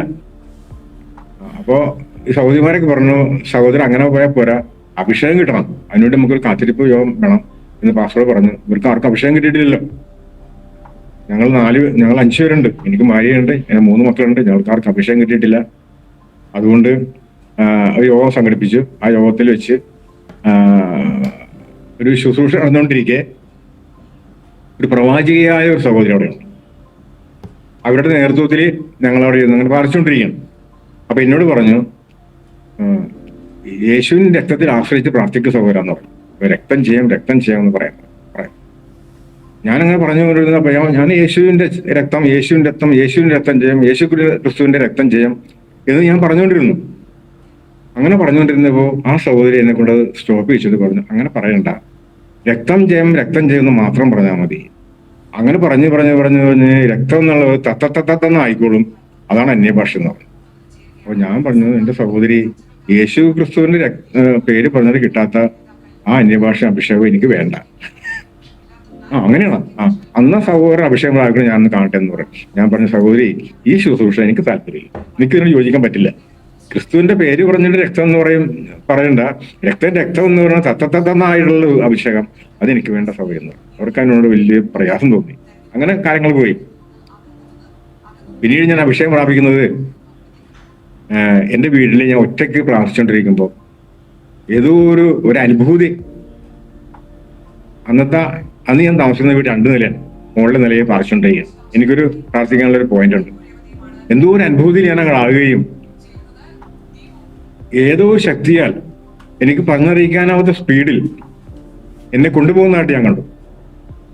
ഒരു ഹൈ സ്പീഡിൽ, എവിടെയെന്ന് അറിയില്ല, ഞാനങ്ങനെ പാഞ്ഞുകൊണ്ടിരിക്കുകയാണ്. അതിൽ ഞാൻ അങ്ങോട്ട് എന്തൊക്കെ സംഭവിച്ചത് എനിക്കറിയില്ല. ആ അനുഭവം കഴിഞ്ഞപ്പോ ഞാൻ അന്യഭാഷ പറയാൻ തുടങ്ങി. അന്ന് എനിക്ക് അഭിഷേകം കിട്ടി എന്നുള്ളത് എനിക്ക് തിരിച്ചറിയാൻ കഴിഞ്ഞു. ഒറ്റയ്ക്കിരിക്കുമ്പോഴാണ്. ആരും ഒരു ശുശ്രൂഷയുമില്ല. പലരും അന്യഭാഷ പറയുന്നത് ഞാൻ കേട്ടിട്ടുണ്ട്. ഇപ്പോ ഞാൻ പഠിച്ചു വന്നപ്പോ അന്യഭാഷ എന്ന് പറയുന്നത് ഇപ്പോ രക്തം രക്തം എന്ന് പറയുമ്പോൾ തത്തത്തന്ന ആയിക്കോളും എന്ന് പറഞ്ഞ അന്യഭാഷയൊന്നുമല്ല അന്യഭാഷ. അന്യഭാഷ 4 തരമുണ്ടെന്നുള്ളത് ഞാനിന്ന് മനസ്സിലാക്കുന്നു. ഒന്ന് പരിശുദ്ധാത്മാവിനാൽ, ഒന്ന് ദുരാത്മാവിനാൽ, ഒന്ന് നാം കാണുന്നുണ്ടത്, ഒന്ന് നാം മെനഞ്ഞെടുത്തത്, ഒന്ന് കേട്ടുപഠിച്ചത്. ഇങ്ങനെ 4 വിധത്തിൽ അന്യഭാഷ ഉണ്ട്. ഇന്ന് എനിക്കതറിയാം. അങ്ങനെയുള്ള പല അന്യഭാഷകളും ഇന്ന് കേൾക്കുന്നുണ്ട്. പല ശുശ്രൂഷകളും പലരും നടക്കുന്നുണ്ട്. അതെല്ലാം പോട്ടെ. അപ്പോ ആദ്യത്തെ ലഘുലേഖ എഴുതി, വീണ്ടും ലഘുലേഖ എഴുതിക്കൊണ്ടിരിക്കുന്നുണ്ട്. അപ്പൊ അത് പ്രസിദ്ധീകരിക്കണം. അപ്പൊ ഒരു പേര് വേണം. ഒരു പേര് വേണം. എന്റെ പേരാ കൊടുത്തുകൊണ്ടിരിക്കുന്നത്. അപ്പൊ ഹോളി ബുക്ക് മിനിസ്ട്രി എന്ന പേര് എനിക്ക് അങ്ങനെ ഒരു പ്രേരണ എനിക്കുണ്ടായി. ആ പേരിൽ ലഘുലേഖ അടിക്കുക. അപ്പൊ അതിന്റെ ഉദ്ഘാടനം 2001 ഓഗസ്റ്റ് 15 ഈ മിനിസ്ട്രിയുടെ ഉദ്ഘാടനം ചാലക്കുടി വ്യാപാര ഭവനിൽ വെച്ച് നടത്തി. ആദിവാസിമാരൊക്കെ ഉണ്ടായിരുന്നു, സഹോദരന്മാരൊക്കെ ഉണ്ടായിരുന്നു. അവിടെ മുതൽ ലഘുലേഖകൾ ധാരാളമായിട്ട് പ്രസിദ്ധീകരിക്കാൻ തുടങ്ങി. ഇപ്പോൾ ഏകദേശം ഇന്ന് വരെ 52 ലഘുലേഖകൾ ഇറക്കി കഴിഞ്ഞു. 52ാമത് ലഘുലേഖ ഒരു 2 മാസം മുമ്പ് ചർച്ചിൽ പ്രകാശനം ചെയ്തു. 42 ലക്ഷത്തോളം ഞാൻ എൻ്റെ രജിസ്റ്റർ പ്രകാരം ഞാൻ ഇറക്കിയിട്ടുണ്ട്. ഏകദേശം 5 ലക്ഷം കോപ്പികളോളം മറ്റുള്ളവർ എന്നോട് അനുവാദം ചോദിച്ചും ചോദിക്കാതെയും ഇറക്കിയിട്ടുണ്ട്. കൂടാതെ പ്രസ്സുകാർ, ഞാൻ പ്രിന്റ് ചെയ്യാൻ കൊടുക്കുന്ന പ്രസ്സുകാർ അവിടെ അവര് ഈ ലഘുലേഖകൾ പ്രിന്റ് ചെയ്ത് വെക്കും. അങ്ങനെ ഒരു 5-6 ലക്ഷമൊക്കെ ഉണ്ടാവും, അതിലും കൂടുതലും ഉണ്ടാവും.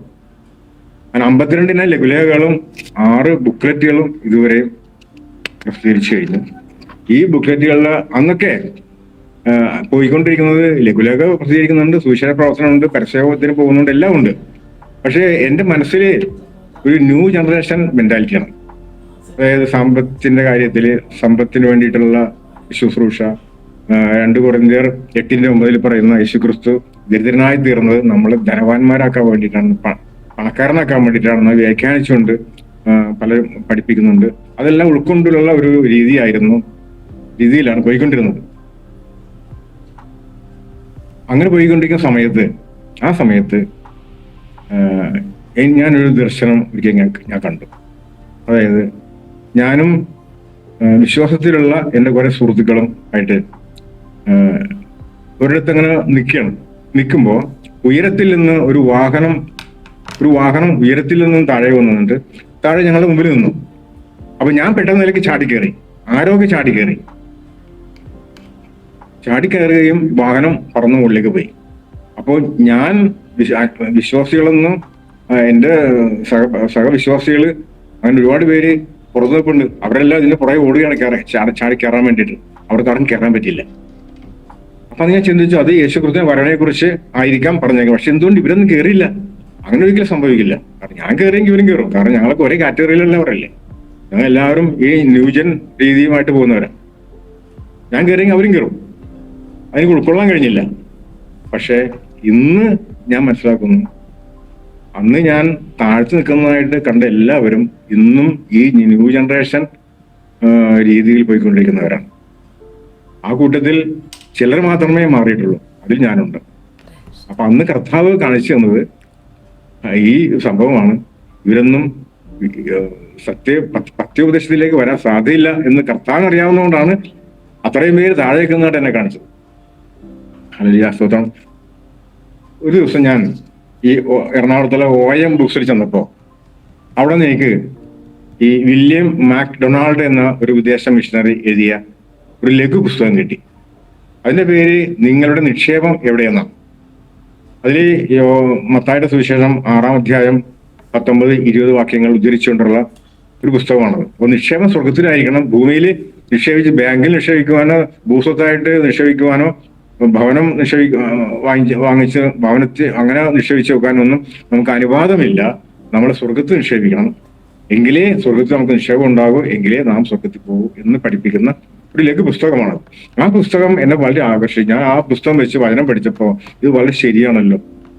വചനം വായിക്കുമ്പോൾ വളരെ കറക്റ്റാണ്. അതിനോട് അനുബന്ധിച്ചുള്ള അനേക വചനങ്ങൾ യാക്കോബിന്റെ ലേഖനത്തിലുണ്ട്.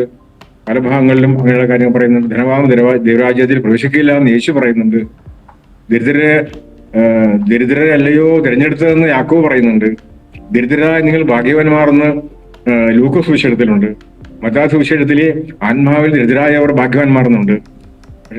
അങ്ങനെ ഒരുപാട് ദരിദ്രരെ കുറിച്ച് പറയുന്നത്. ദരിദ്രരായിരിക്കണം എന്നല്ല അതിന്റെ അർത്ഥം. അത് ഒരു ഒരു സമീകൃത രീതി, ഒരു മനോഭാവം ഈ വിഷയത്തിൽ വേണമെന്നേ അവിടെ അർത്ഥമുള്ളൂ. അപ്പൊ അതെല്ലാം ഞാൻ നോക്കിയപ്പോ ഈ പുസ്തകം എനിക്ക് വളരെയധികം ആകർഷണീയമായി. അത് വെച്ച് ഞാൻ വചനം പഠിച്ചു. ഈ പുസ്തകം കിട്ടാൻ വേണ്ടിയിട്ട്, വാങ്ങിക്കാൻ വേണ്ടിയിട്ട് ഞാൻ വീണ്ടും OM ബുക്സിൽ പോയി. കുറെ കോപ്പി വാങ്ങിക്കാൻ പറ്റും. അവിടെ ചെമ്പാട് ഒന്നുമില്ല, അതിന്റെ കോപ്പികളില്ല. പക്ഷേ ഈ വില്യം മാക്ഡൊണാൾഡിന്റെ യഥാർത്ഥ ശിഷ്യത്വം എന്ന ഒരു ചെറിയ ബുക്ക് എനിക്ക് അവിടെ നിന്ന് കിട്ടി. ആ ബുക്ക് നോക്കിയപ്പോൾ അതിൽ ആ ബുക്കിലെ ഒരു അധ്യായമാണ് ഈ പുസ്തകം. ആ പുസ്തകം ഞാൻ വായിച്ചു. ശിഷ്യത്വം എന്താണെന്ന് ഞാൻ പഠിച്ചു. അതിലൂടെ പഠിച്ച കാര്യങ്ങൾ വെച്ചുകൊണ്ട് ഞാൻ അന്വേഷിച്ച പുസ്തകം കിട്ടിയില്ലല്ലോ. ലാക്കിലേക്ക് ഓടാം എന്ന ഒരു ലഘു പുസ്തകം, 48 പേജുള്ള ഒരു പുസ്തകം ഞാൻ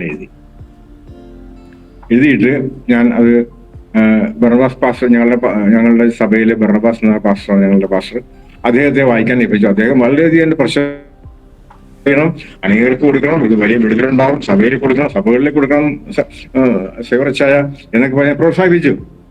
ആ പുസ്തകത്തിന് അഭിപ്രായം എഴുതിയത് കാനോച്ചനാണ്. കാനോച്ചന്റെ അടുത്ത് അഭിപ്രായം എഴുതിക്കാൻ പോയപ്പോ അദ്ദേഹത്തിന് വളരെ സന്തോഷം തോന്നി. ബുക്ക് വായിച്ചപ്പോ വളരെ സന്തോഷം തോന്നി. ഇങ്ങനെയുള്ള ഇങ്ങനെയൊക്കെ ചിന്തിക്കുന്നവര് ഇന്ന് വളരെ അപൂർവമേ ഉള്ളൂ. അദ്ദേഹത്തിന് ശിഷ്യന്മാരായ ചില ദിവാസന്മാർ തെറ്റിപ്പോയതൊക്കെ എന്നോട് പറഞ്ഞു.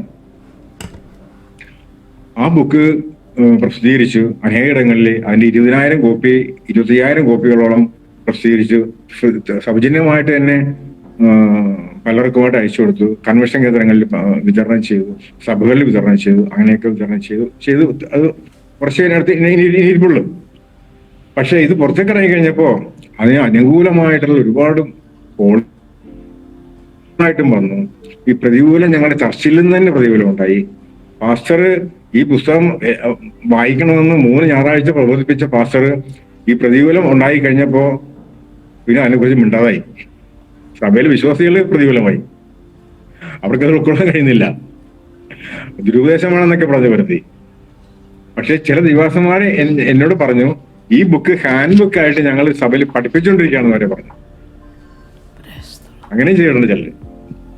ഓക്കെ, അങ്ങനെ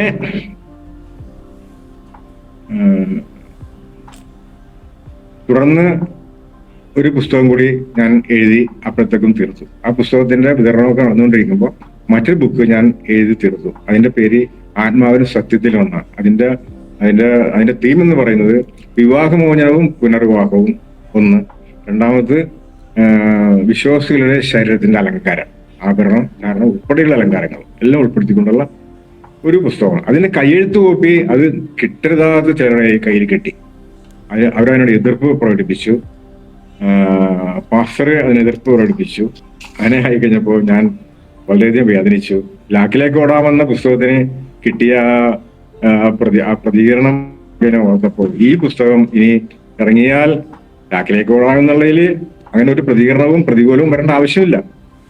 ഇത് എഴുതിയാൽ, ഇത് ഇറങ്ങിയാൽ ഇതിന്റെ പ്രതികൂലം എന്തായിരിക്കും എന്നുള്ള ചിന്ത, ഇതിനി എഴുതണോ, ഇത് പ്രസിദ്ധീകരിക്കണോ വേണ്ടയോ എന്നുള്ള ഒരു തീരുമാനം എടുക്കാൻ കഴിയാതെ ഞാൻ ഒരു ദിവസം എന്റെ വീടിനകത്തുള്ള സെറ്റിയുടെ കൈവരിയിൽ തലവെച്ച് ഇങ്ങനെ ചുമ്മാ കിടക്കാം.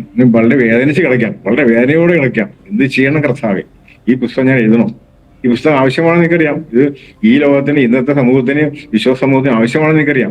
പക്ഷെ ഈ പ്രതികൂലങ്ങളെ ഭയന്നപ്പോ വേണോ വേണ്ടേ എന്ന് കർത്താവ് ആവശ്യം കിടക്കുന്നപ്പോ ഞാനൊന്ന് മയങ്ങിപ്പോയി.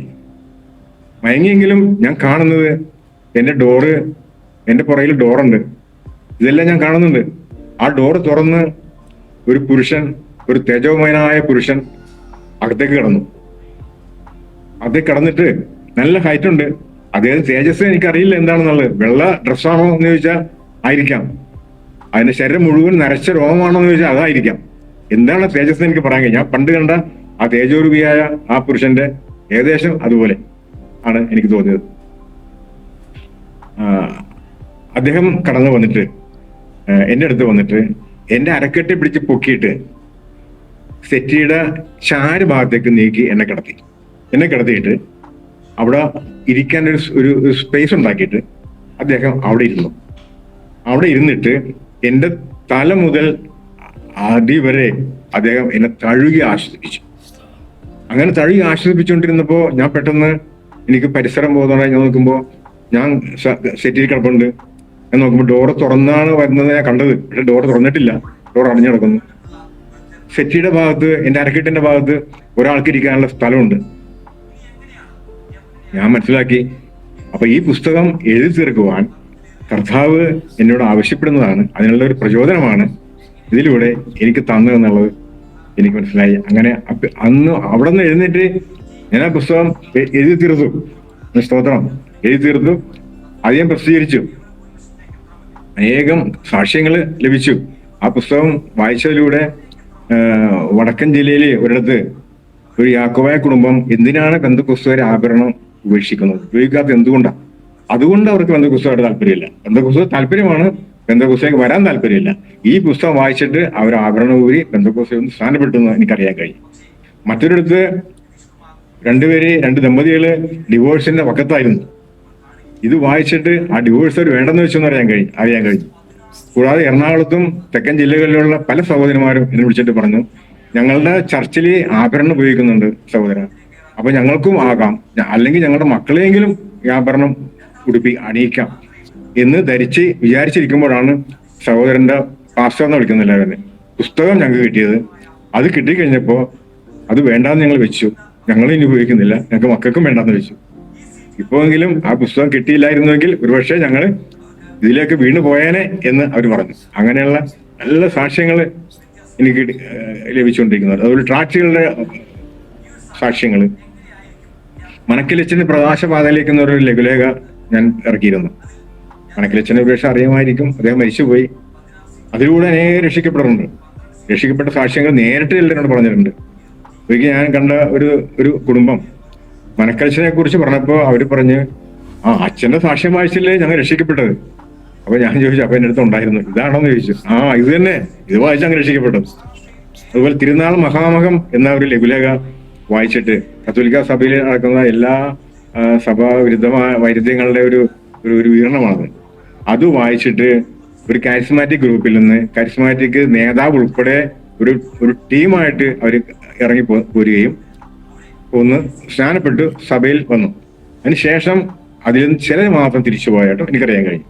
അങ്ങനെ ട്രാക്റ്റുകളുടെ പ്രയോജനങ്ങൾ ഉണ്ടായിട്ടുണ്ട്, സാക്ഷ്യം കിട്ടിയിട്ടുണ്ട്, ഒരുപാട് ഭീഷണികൾ ഉണ്ടായിട്ടുണ്ട്. തിരുനാൾ മഹാമകൻ ട്രാക്റ്റ് എഴുതിയ ആളുടെ കൈ വെട്ടും എന്ന് പറഞ്ഞുകൊണ്ട് എനിക്കൊരിക്കൽ, ആരെ എഴുതിയത്? ഞാൻ എഴുതിയത്. നിങ്ങളുടെ കൈ ഞങ്ങൾ വെട്ടും, ഇന്ന് ഞങ്ങൾ രാത്രിയോടെ വരും. ഞാൻ പറഞ്ഞു, വാ സംസാരിക്കാൻ ഞങ്ങൾ നിൽക്കില്ല, ഞങ്ങൾ കാര്യം നടത്തിയിട്ട് പോരുള്ളൂ എന്ന് പറഞ്ഞു. നിങ്ങൾ വാ. അപ്പൊ അവർക്ക് വീട് ഞങ്ങൾ കണ്ടുപിടിച്ചോളാന്ന് പറഞ്ഞു. വീട് കണ്ടുപിടിക്കണ്ട, ഞാൻ പറഞ്ഞുതരാം, ഇന്ന അടുത്തേക്ക് വന്നാൽ മതി, ഇന്ന എന്റെ വീട്, വിളിച്ചാൽ മതി വന്നു എന്നൊക്കെ പറഞ്ഞു. ആരും കൈ വെട്ടിയിട്ടില്ല, തലയും വെട്ടിയിട്ടില്ല, ഇന്നുവരെ ആരും ഒന്നും ചെയ്തിട്ടില്ല. ശബരിമലയിൽ പോകുന്ന സ്വാമിമാർക്ക് നമ്മൾ ട്രാക്റ്റ് കൊടുത്തിട്ട് അന്ന ദിവസം രാവിലെ മുതൽ പിറ്റേ ദിവസം വൈകുന്നേരം വരെ ഏകദേശം 180ഓളം കോളനിക്ക് വന്നു. അത് കാസർഗോഡ് മുതൽ തിരുവനന്തപുരം വരെയുള്ള എല്ലാ RSS ഓഫീസുകളിൽ നിന്നും എനിക്ക് കൊടുക്കും. എല്ലാവരുടെയും അധികവും ഭീഷണിയായിരുന്നു. ചിലർ പറയും, നമ്മളൊക്കെ സഹോദരന്മാരല്ലേ, നമ്മളൊക്കെ ഇന്ത്യക്കാരല്ലേ, നമ്മൾ യോജിച്ച് പോകണ്ടേ, നമുക്കൊരു സൗഹാർദ്ദം വേണ്ടേ, അങ്ങനെ നമ്മൾ പോകണ്ടേ, ഇങ്ങനെയൊക്കെ എഴുതിയിട്ടുണ്ടെങ്കിൽ അതൊക്കെ ഉണ്ടാവുമോ, അതിനൊക്കെ വിഘാതമല്ലേ ഉണ്ടാകുന്നത്, അങ്ങനെ പറഞ്ഞവരുണ്ട്, ഭീഷണിപ്പെടുത്തിയവരുണ്ട്. ഇപ്പൊ തന്നെ ഞങ്ങൾ വീട്ടിലേക്ക് വന്ന് നിങ്ങൾ ശരിയാക്കുമെന്ന് പറഞ്ഞവരുണ്ട്. അങ്ങനെ ഭീഷണികൾ, അതിന്റെ പ്രയോജനങ്ങൾ വലിയ കാര്യമാണ്. ഇന്നുവരെയും അനേകം, ഞാൻ പറഞ്ഞല്ലോ 42 ലക്ഷത്തോളം ട്രാക്റ്റ് പ്രസിദ്ധീകരിച്ചിട്ടുണ്ട്. അതിനൊക്കെ പലരുടെയും ട്രാക്റ്റ് അയച്ചു കൊടുക്കുന്നവര് പലരും സഹായിക്കാറുണ്ട്, സംഭാവന അയച്ചു തരാറുണ്ട്. ഒരു സഹോദരൻ സ്ഥിരമായിട്ട് അയച്ചു തന്നുകൊണ്ടിരിക്കുന്ന ഒരു ചെറിയൊരു തുകയാണ് ഇപ്പോൾ ട്രാക്റ്റ് പ്രിന്റ് ചെയ്യുന്നതിന് സഹായിക്കുന്നത്. മുൻകാലങ്ങളിൽ അങ്ങനെ ആയിരുന്നില്ല. പല സപ്പോർട്ടുകൾ ഉണ്ടായിരുന്നു, എനിക്ക് ജോലി ഉണ്ടായിരുന്നു, അതിന്റെ വരുമാനത്തിന്റെ ഒരു വിഹിതം ഞാൻ അതിന് ഉപയോഗിക്കുമായിരുന്നു. ഇപ്പോൾ അങ്ങനെയല്ല, അത്രയ്ക്കുള്ള ഒരു വരുമാനം ഇല്ലാത്തതുകൊണ്ട് ഇപ്പോൾ ട്രാക്റ്റ് പ്രിന്റ് ചെയ്യുന്നതിന് പരിമിതിയുണ്ട്. ഒരിക്കൽ പത്തനാപുരത്ത് നിന്ന് ഒരു ദിവസം വന്ന് ട്രാക്റ്റ് എടുക്കാൻ വന്നു. അപ്പൊ അദ്ദേഹത്തിന് ആവശ്യമുള്ള അത്ര ട്രാക്റ്റ് എനിക്ക് കൊടുക്കാൻ പറ്റിയില്ല, കുറച്ച് വെച്ചിട്ട് കുറെ കൊടുത്തു. അപ്പൊ അദ്ദേഹം പറഞ്ഞു, ട്രാക്റ്റ് പ്രിന്റ് ചെയ്യാനായിട്ട് നമ്മൾ സംഭാവന ചോദിക്കണം സഹോദരൻ. അപ്പൊ അദ്ദേഹം ചില ആൾക്കാരെ എനിക്ക് പറഞ്ഞു തന്നു, ഇന്നടത്തൊക്കെ പോയി പറഞ്ഞിട്ടുണ്ടെങ്കിൽ അവർ തരും, അവർ പണം തരും, നമുക്കത് നമ്മുടെ മിനിസ്ട്രി മുന്നോട്ട് കൊണ്ടുപോകാമല്ലോ. അന്ന് വരെ ഞാൻ അങ്ങനെ ചെയ്തിട്ടില്ല. അദ്ദേഹം പറഞ്ഞ പ്രകാരം ഞാൻ ഒരു ദിവാസിന്റെ അടുത്ത് ചെയ്തിട്ട് കാര്യം പറഞ്ഞു. ഈ ട്രാക്ടർ കൊണ്ടുപോയി കാണിച്ചു. അദ്ദേഹം പറഞ്ഞു, ഒരു ഞായറാഴ്ച ദൈവാസം വരികയാണെങ്കിൽ ഒരു സ്തോത്ര കാഴ്ച എടുത്ത് തരാം എന്ന് പറഞ്ഞു. അപ്പൊ അങ്ങനെ ഒരു ഞായറാഴ്ച പോകണം എന്ന് വിചാരിച്ചിരിക്കുമ്പോ ആ സഭയുമായിട്ട് പരിചയമുള്ള ഒരു സഹോദരനെ ഞാൻ കണ്ട് ഈ വിവരം പറഞ്ഞപ്പോ അദ്ദേഹം പറഞ്ഞു, എന്റെ സഹോദര, അവിടെ പോയി കാശ് മേടിക്കണ്ട. അവിടെയുള്ള ആൾക്കാർ മുഴുവനും ഈ ദ്രവ്യാഗ്രഹികളാണ്. അവര് ഉചിതമല്ലാത്ത രീതിയിലൂടെ പണം ഉണ്ടാക്കി കള്ളപ്പണം സൂക്ഷിച്ചേക്കുന്ന ആൾക്കാരാണ് അവിടെ മുഴുവനുള്ളത്. അവരുടെ പണം നമുക്ക് എന്തിനാണ് എന്ന് പറഞ്ഞപ്പോ ഞാൻ അത് വേണ്ടെന്ന് വെച്ചു. അവിടെ പോയില്ല, ഞായറാഴ്ച പോയില്ല, ആ സംഭാവന മേടിച്ചില്ല. നമ്മളുടെ ഈ 2000-ന്റെയും 500-ന്റെയും നോട്ട് നിരോധിച്ചപ്പോ ഈ ചർച്ചിലെ ഉള്ള വിശ്വാസികള് ഈ പാസ്റ്ററുടെ പക്കല് കുമിഞ്ഞു കൂട്ടി കൂടാൻ വേണ്ടുന്ന നോട്ട് കൊണ്ടുവന്ന് ഇറക്കി കൊടുക്കുന്ന പറയുന്നു, കള്ളപ്പണം. അപ്പൊ അദ്ദേഹത്തോട് പറഞ്ഞതാണ്, ഒരു കള്ളപ്പണം സൂക്ഷിക്കുന്നവരാണ് പോകേണ്ടത്. എന്നിട്ട് ഈ പാസ്റ്റർ ഈ പണം തനിക്ക് പരിചയമുള്ളവർക്കൊക്കെ വിധിച്ചു കൊടുത്തു. അങ്ങനെ അറിയാം. അപ്പൊ എത്രമാത്രം നന്നായി ഞാനൊന്ന് പോയിരുന്നത് എന്നുള്ളത് ഞാൻ ചിന്തിക്കുകയാണ്. ഇതുവരെ ആരോടും ചോദിച്ചിട്ടില്ല. ആരെങ്കിലും തന്നാൽ വാങ്ങിക്കും, പ്രിന്റ് ചെയ്യും. ആ സഹോദരൻ തരുന്നത് വാങ്ങിച്ച് അത് ചെയ്യുന്നുണ്ട്. ദൈവത്തിലുള്ള വിശ്വസ്തതയാണ് നമ്മൾ തീരുമാനങ്ങൾ, ദൈവം പറഞ്ഞ കാര്യങ്ങളിലെ വിശ്വസ്തതയാണ് നമ്മൾ ദൈവമായിട്ട് അടുപ്പിക്കുന്നത്. പ്രിയപ്പെട്ടവരെ, അല്ലെ, ഒരു 5 വർഷം മുൻപ് വരെ ചെയ്തിരുന്ന പോലെ ഇന്ന് ഈ മിനിസ്ട്രി കൊണ്ടുപോകാൻ കഴിയുന്നില്ല. കാരണം സാമ്പത്തിക പ്രതിസന്ധി തന്നെയാണ്. 5 വർഷം മുമ്പ് വരെ സപ്പോർട്ട് ഉണ്ടായിരുന്നു, എന്റെ വരുമാനം ഉണ്ടായിരുന്നു. അപ്പോ അതിനുള്ള സാഹചര്യങ്ങൾ കർത്താവ് ഒരുക്കി തന്നുകൊണ്ടിരിക്കുന്നു. ആമേൻ, സ്തോത്രം. ഇപ്പോൾ ഞാൻ ഈ പറഞ്ഞ ഈ സാക്ഷ്യം കേട്ട പ്രിയപ്പെട്ടവർക്ക് ഈ ഒരു പ്രചോദനം ഉണ്ടാകേണ്ടത് ആവശ്യമാണ്. എനിക്കിനി പറയുവാനുള്ളത്, ദൈവത്തോടുള്ള വിശ്വസ്തതയാണ് നമ്മളെ ദൈവത്തോട് കർത്താവിനെ അടുപ്പിക്കുന്നത്. അല്ലെങ്കിൽ കർത്താവ് പറഞ്ഞ കാര്യങ്ങളിലെ വിശ്വസ്തത, കർത്താവിനോട് അനുസരണമാണ് നമ്മളെ ദൈവസന്നിധിയിൽ ചേർത്ത് നിർത്തുന്നത്. ക്രിസ്തുവിനോട് അനുസരണം ഇല്ലാത്തതും കർത്താവിന്റെ രാജ്യത്ത് പ്രവേശിക്കില്ല. അല്പം മുമ്പ് ഞാൻ പറഞ്ഞപ്പോൾ ധനവാന്റെ കാര്യവും ദരിദ്രന്റെ കാര്യവും ഒക്കെ പറഞ്ഞു. അപ്പൊ ആത്മാവ് ദരിദ്രർ എന്ന് പറഞ്ഞിരിക്കുന്നതിനെ കുറിച്ച് ഒരിക്കൽ ഞാൻ അന്വേഷിച്ചപ്പോ ഒരു ദൈവദാസ എന്നോട് പറഞ്ഞത്, ഹീബ്രുവും ഗ്രീക്കും അറിയാവുന്ന ഒരു ദൈവദാസനിൽ നിന്ന് കേട്ടത് ആത്മീയരായ ദരിദ്രർ എന്നാണ്. ആത്മാവ് ദരിദ്രർ എന്താണെന്നുള്ള വ്യാഖ്യാനിക്കാൻ ഇന്നുവരെ ആർക്കും പറ്റുന്നില്ല. പലരും പറയാറുണ്ട്, യോജിക്കാറില്ല. അദ്ദേഹം പറഞ്ഞത് ആത്മീയരായ ദരിദ്രർ തന്നെ ആത്മീയരുണ്ട്, അനാത്മീയരുണ്ട്. അവരെ കുറിച്ചാണ് മത്തായി പറഞ്ഞിരിക്കുന്നത് എന്നാണ് അദ്ദേഹം എന്നോട് പറഞ്ഞത്. അപ്പൊ ദൈവത്തിന് സമ്പത്തില്ലാത്തവരോടുള്ള ഒരു പ്രതിപത്തി ഉണ്ടെന്നുള്ളത് ഉറപ്പാണ്. സമ്പത്തുള്ളവൻ ദൈവരാജ്യത്തിൽ പ്രവേശിക്കില്ല എന്നുള്ളത് യേശു പറഞ്ഞിട്ടുള്ളതാണ്. അല്ലെങ്കിൽ സ്തോത്രം. അതുകൊണ്ട് മത്തായി സുവിശേഷത്തിലും യോഹന്നാന്റെ സുവിശേഷം 14-ാം അധ്യായത്തിലും എബ്രായർക്ക് ലേഖനം 3-ാം അധ്യായത്തിലും 4-ാം അധ്യായത്തിലും 16-ാം അധ്യായത്തിലും ഒക്കെ ഈ അനുസരണത്തിന്റെ ആവശ്യത്തെ കുറിച്ച് പറയുന്നുണ്ട്. ഈ അനുസരണമില്ലാതെ നമുക്ക് കർത്താവിന്റെ സന്നിധിയിൽ എത്താൻ കഴിയില്ല. അപ്പൊ എന്നോട് എന്റെ ഈ സാക്ഷ്യം കേൾക്കുന്ന പ്രിയപ്പെട്ടവർ ഈ കാര്യങ്ങൾ വളരെ ശ്രദ്ധിക്കണമെന്ന് എനിക്ക് പറയുവാനുള്ളൂ. അല്ലെങ്കിൽ സ്തോത്രം. അതുപോലെ ഞാനിപ്പോ എഴുതിയിരുന്ന 2 ബുക്ക്ലെറ്റുകളുണ്ട്. അതിന്റെ ചില കോപ്പികൾ എൻ്റെ അടുത്തുണ്ട്. കൂടാതെ 2 ലഘുലേഖകൾ എൻ്റെ അടുത്തുണ്ട്, വിശ്വാസികൾക്ക് വേണ്ടിയിട്ടുള്ളതാണ്. അതെല്ലാം ഈ 52 എണ്ണത്തിൽ പെടാത്തതാണ് കേട്ടോ, കൂടാതെ ഉള്ളതാണ്. ഇതെല്ലാം ആവശ്യമുണ്ടെന്നുണ്ടെങ്കിൽ ആവശ്യപ്പെട്ടാൽ ഞാൻ അയച്ചു തരുന്നതായിരിക്കും. ലഘുലേഖകൾ വിതരണം ചെയ്യാൻ ആവശ്യമുള്ളവര്, സുവിശേഷന്മാര് ആവശ്യപ്പെട്ടാൽ ആവശ്യത്തിനുള്ള ലഘുലേഖ സ്റ്റോക്ക് ഉള്ളത് അനുസരിച്ച് അയച്ചു തരാൻ കഴിയും. നിങ്ങൾ എന്നെ ബന്ധപ്പെട്ടാൽ മതി. എന്റെ ഫോൺ നമ്പർ ഞാൻ പറയാം: 7590076771. ഈ നമ്പറിൽ വിളിച്ച് ആവശ്യപ്പെട്ട ഈ ലഘുലേഖകളോ ഞാൻ ഈ പറഞ്ഞ പുസ്തകത്തിന്റെ കോപ്പികളോ ആവശ്യമുണ്ടെങ്കിൽ അയച്ചു തരുന്നതായിരിക്കും. ആമേൻ. എന്റെ സാക്ഷ്യത്തിൽ ഞാൻ വിരമിക്കുകയാണ്. കർത്താവ് നമ്മെ അവരെ അനുഗ്രഹിക്കുമാറാകട്ടെ. ഈ സാക്ഷ്യം അനേകം നമ്മെ ക്രൈസ്തവരായിട്ടുള്ളവർക്ക് സത്യം കണ്ടെത്തുവാനും വിശ്വാസികളായിട്ടുള്ള പ്രിയപ്പെട്ടവർക്ക് പഥ്യപയനത്തിൽ ഉറച്ചു നിൽക്കേണ്ടതിനും ഉള്ള ഒരു പ്രചോദനം ഉണ്ടാകട്ടെ എന്ന് ആഗ്രഹിച്ച് പ്രാർത്ഥിച്ചുകൊണ്ട് എന്റെ സാക്ഷ്യത്തിൽ നിന്ന് ഞാൻ വിരമിക്കുന്നു.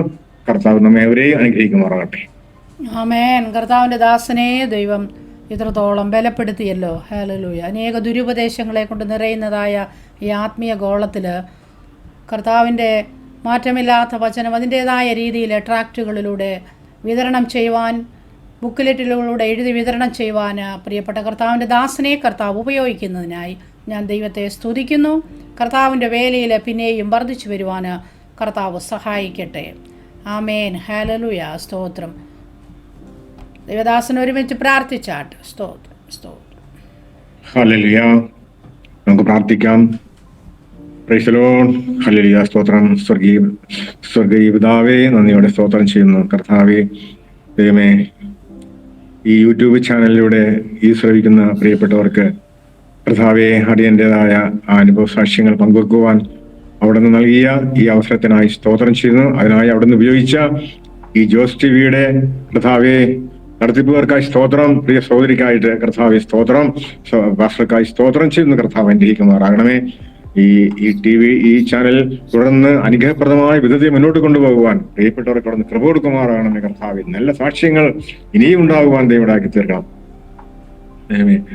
സാക്ഷ്യങ്ങൾ പറയുന്ന കർത്താവ് പ്രിയപ്പെട്ടവരെ കർത്താവ് നിയന്ത്രിക്കുമാറാകണമേ. ഹല്ലേലൂയ, സ്തോത്രം കർത്താവെ. ഹല്ലേലൂയ, സ്തോത്രം ചെയ്യുന്നു കർത്താവെ. ഹല്ലേലൂയ, ഇന്നുവരെയും നടത്തിയ സാക്ഷ്യം പറഞ്ഞ എല്ലാവരെയും കർത്താവിന്റെ കരങ്ങളിൽ ഏൽപ്പിച്ച് ഓർത്ത് അവർക്ക് വേണ്ടി പ്രാർത്ഥിക്കുന്നു. അതിൽ പലരും പല വിധത്തിൽ ഭാരപ്പെടുന്നവരുണ്ട് കർത്താവെ. എല്ലാം അവിടെ നിന്ന് അറിയുന്നല്ലോ കർത്താവെ. ആ ഭാരങ്ങളെല്ലാം മാറ്റുവാൻ അവിടുന്ന് മതിയായവനാണ്. കർത്താവിന്റെ സ്തോത്രം ചെയ്യുന്നു. പ്രിയ കർത്താവെ, ഈ പ്രിയ കർത്താവിന്റെ ദാസിക്കായി സ്തോത്രം, തന്റെ കുടുംബത്തിനായി സ്തോത്രം ചെയ്യുന്നു. അവരുടെ എല്ലാ പ്രവർത്തനങ്ങളെയും കർത്താവ് അനുഗ്രഹിക്കുകയും നടത്തുകയും ചെയ്യുമാറാണ്. കർത്താവിന് ഇത് പ്രകാരം എല്ലാം നടത്തുവാൻ കർത്താവ് പ്രിയപ്പെട്ടവർ കൃപ കൊടുക്കുമാറാണമേ. പാസ്റ്റർക്കായി സ്തോത്രം കർത്താവെ, കുടുംബത്തിനായി സ്തോത്രം കർത്താവ് അനുഗ്രഹിക്കുമാറാണമേ. തിരുക്കരങ്ങളിലേക്ക് കർത്താവെ ഇന്ന് പറഞ്ഞ സാക്ഷ്യത്തെയും ഇത് കേൾക്കുന്ന എല്ലാവരെയും പ്രിയ ജോസ് ടിവിയുടെ പ്രവർത്തകരെയും സമർപ്പിച്ച് പ്രാർത്ഥിക്കുന്നു. പ്രിയ പിതാവ്, തിരുനാമത്തിന് മഹത്വം കയറ്റുന്നു. അവിടുന്ന് പ്രാർത്ഥന കേട്ടിരിക്കാൻ സ്തോത്രം ചെയ്യുന്നു, യേശുവിന്റെ നാമത്തിൽ തന്നെ. ആമേൻ. കർത്താവിന്റെ ദാസനെ നന്ദിയുണ്ട്. കർത്താവ് സഹായിക്കട്ടെ.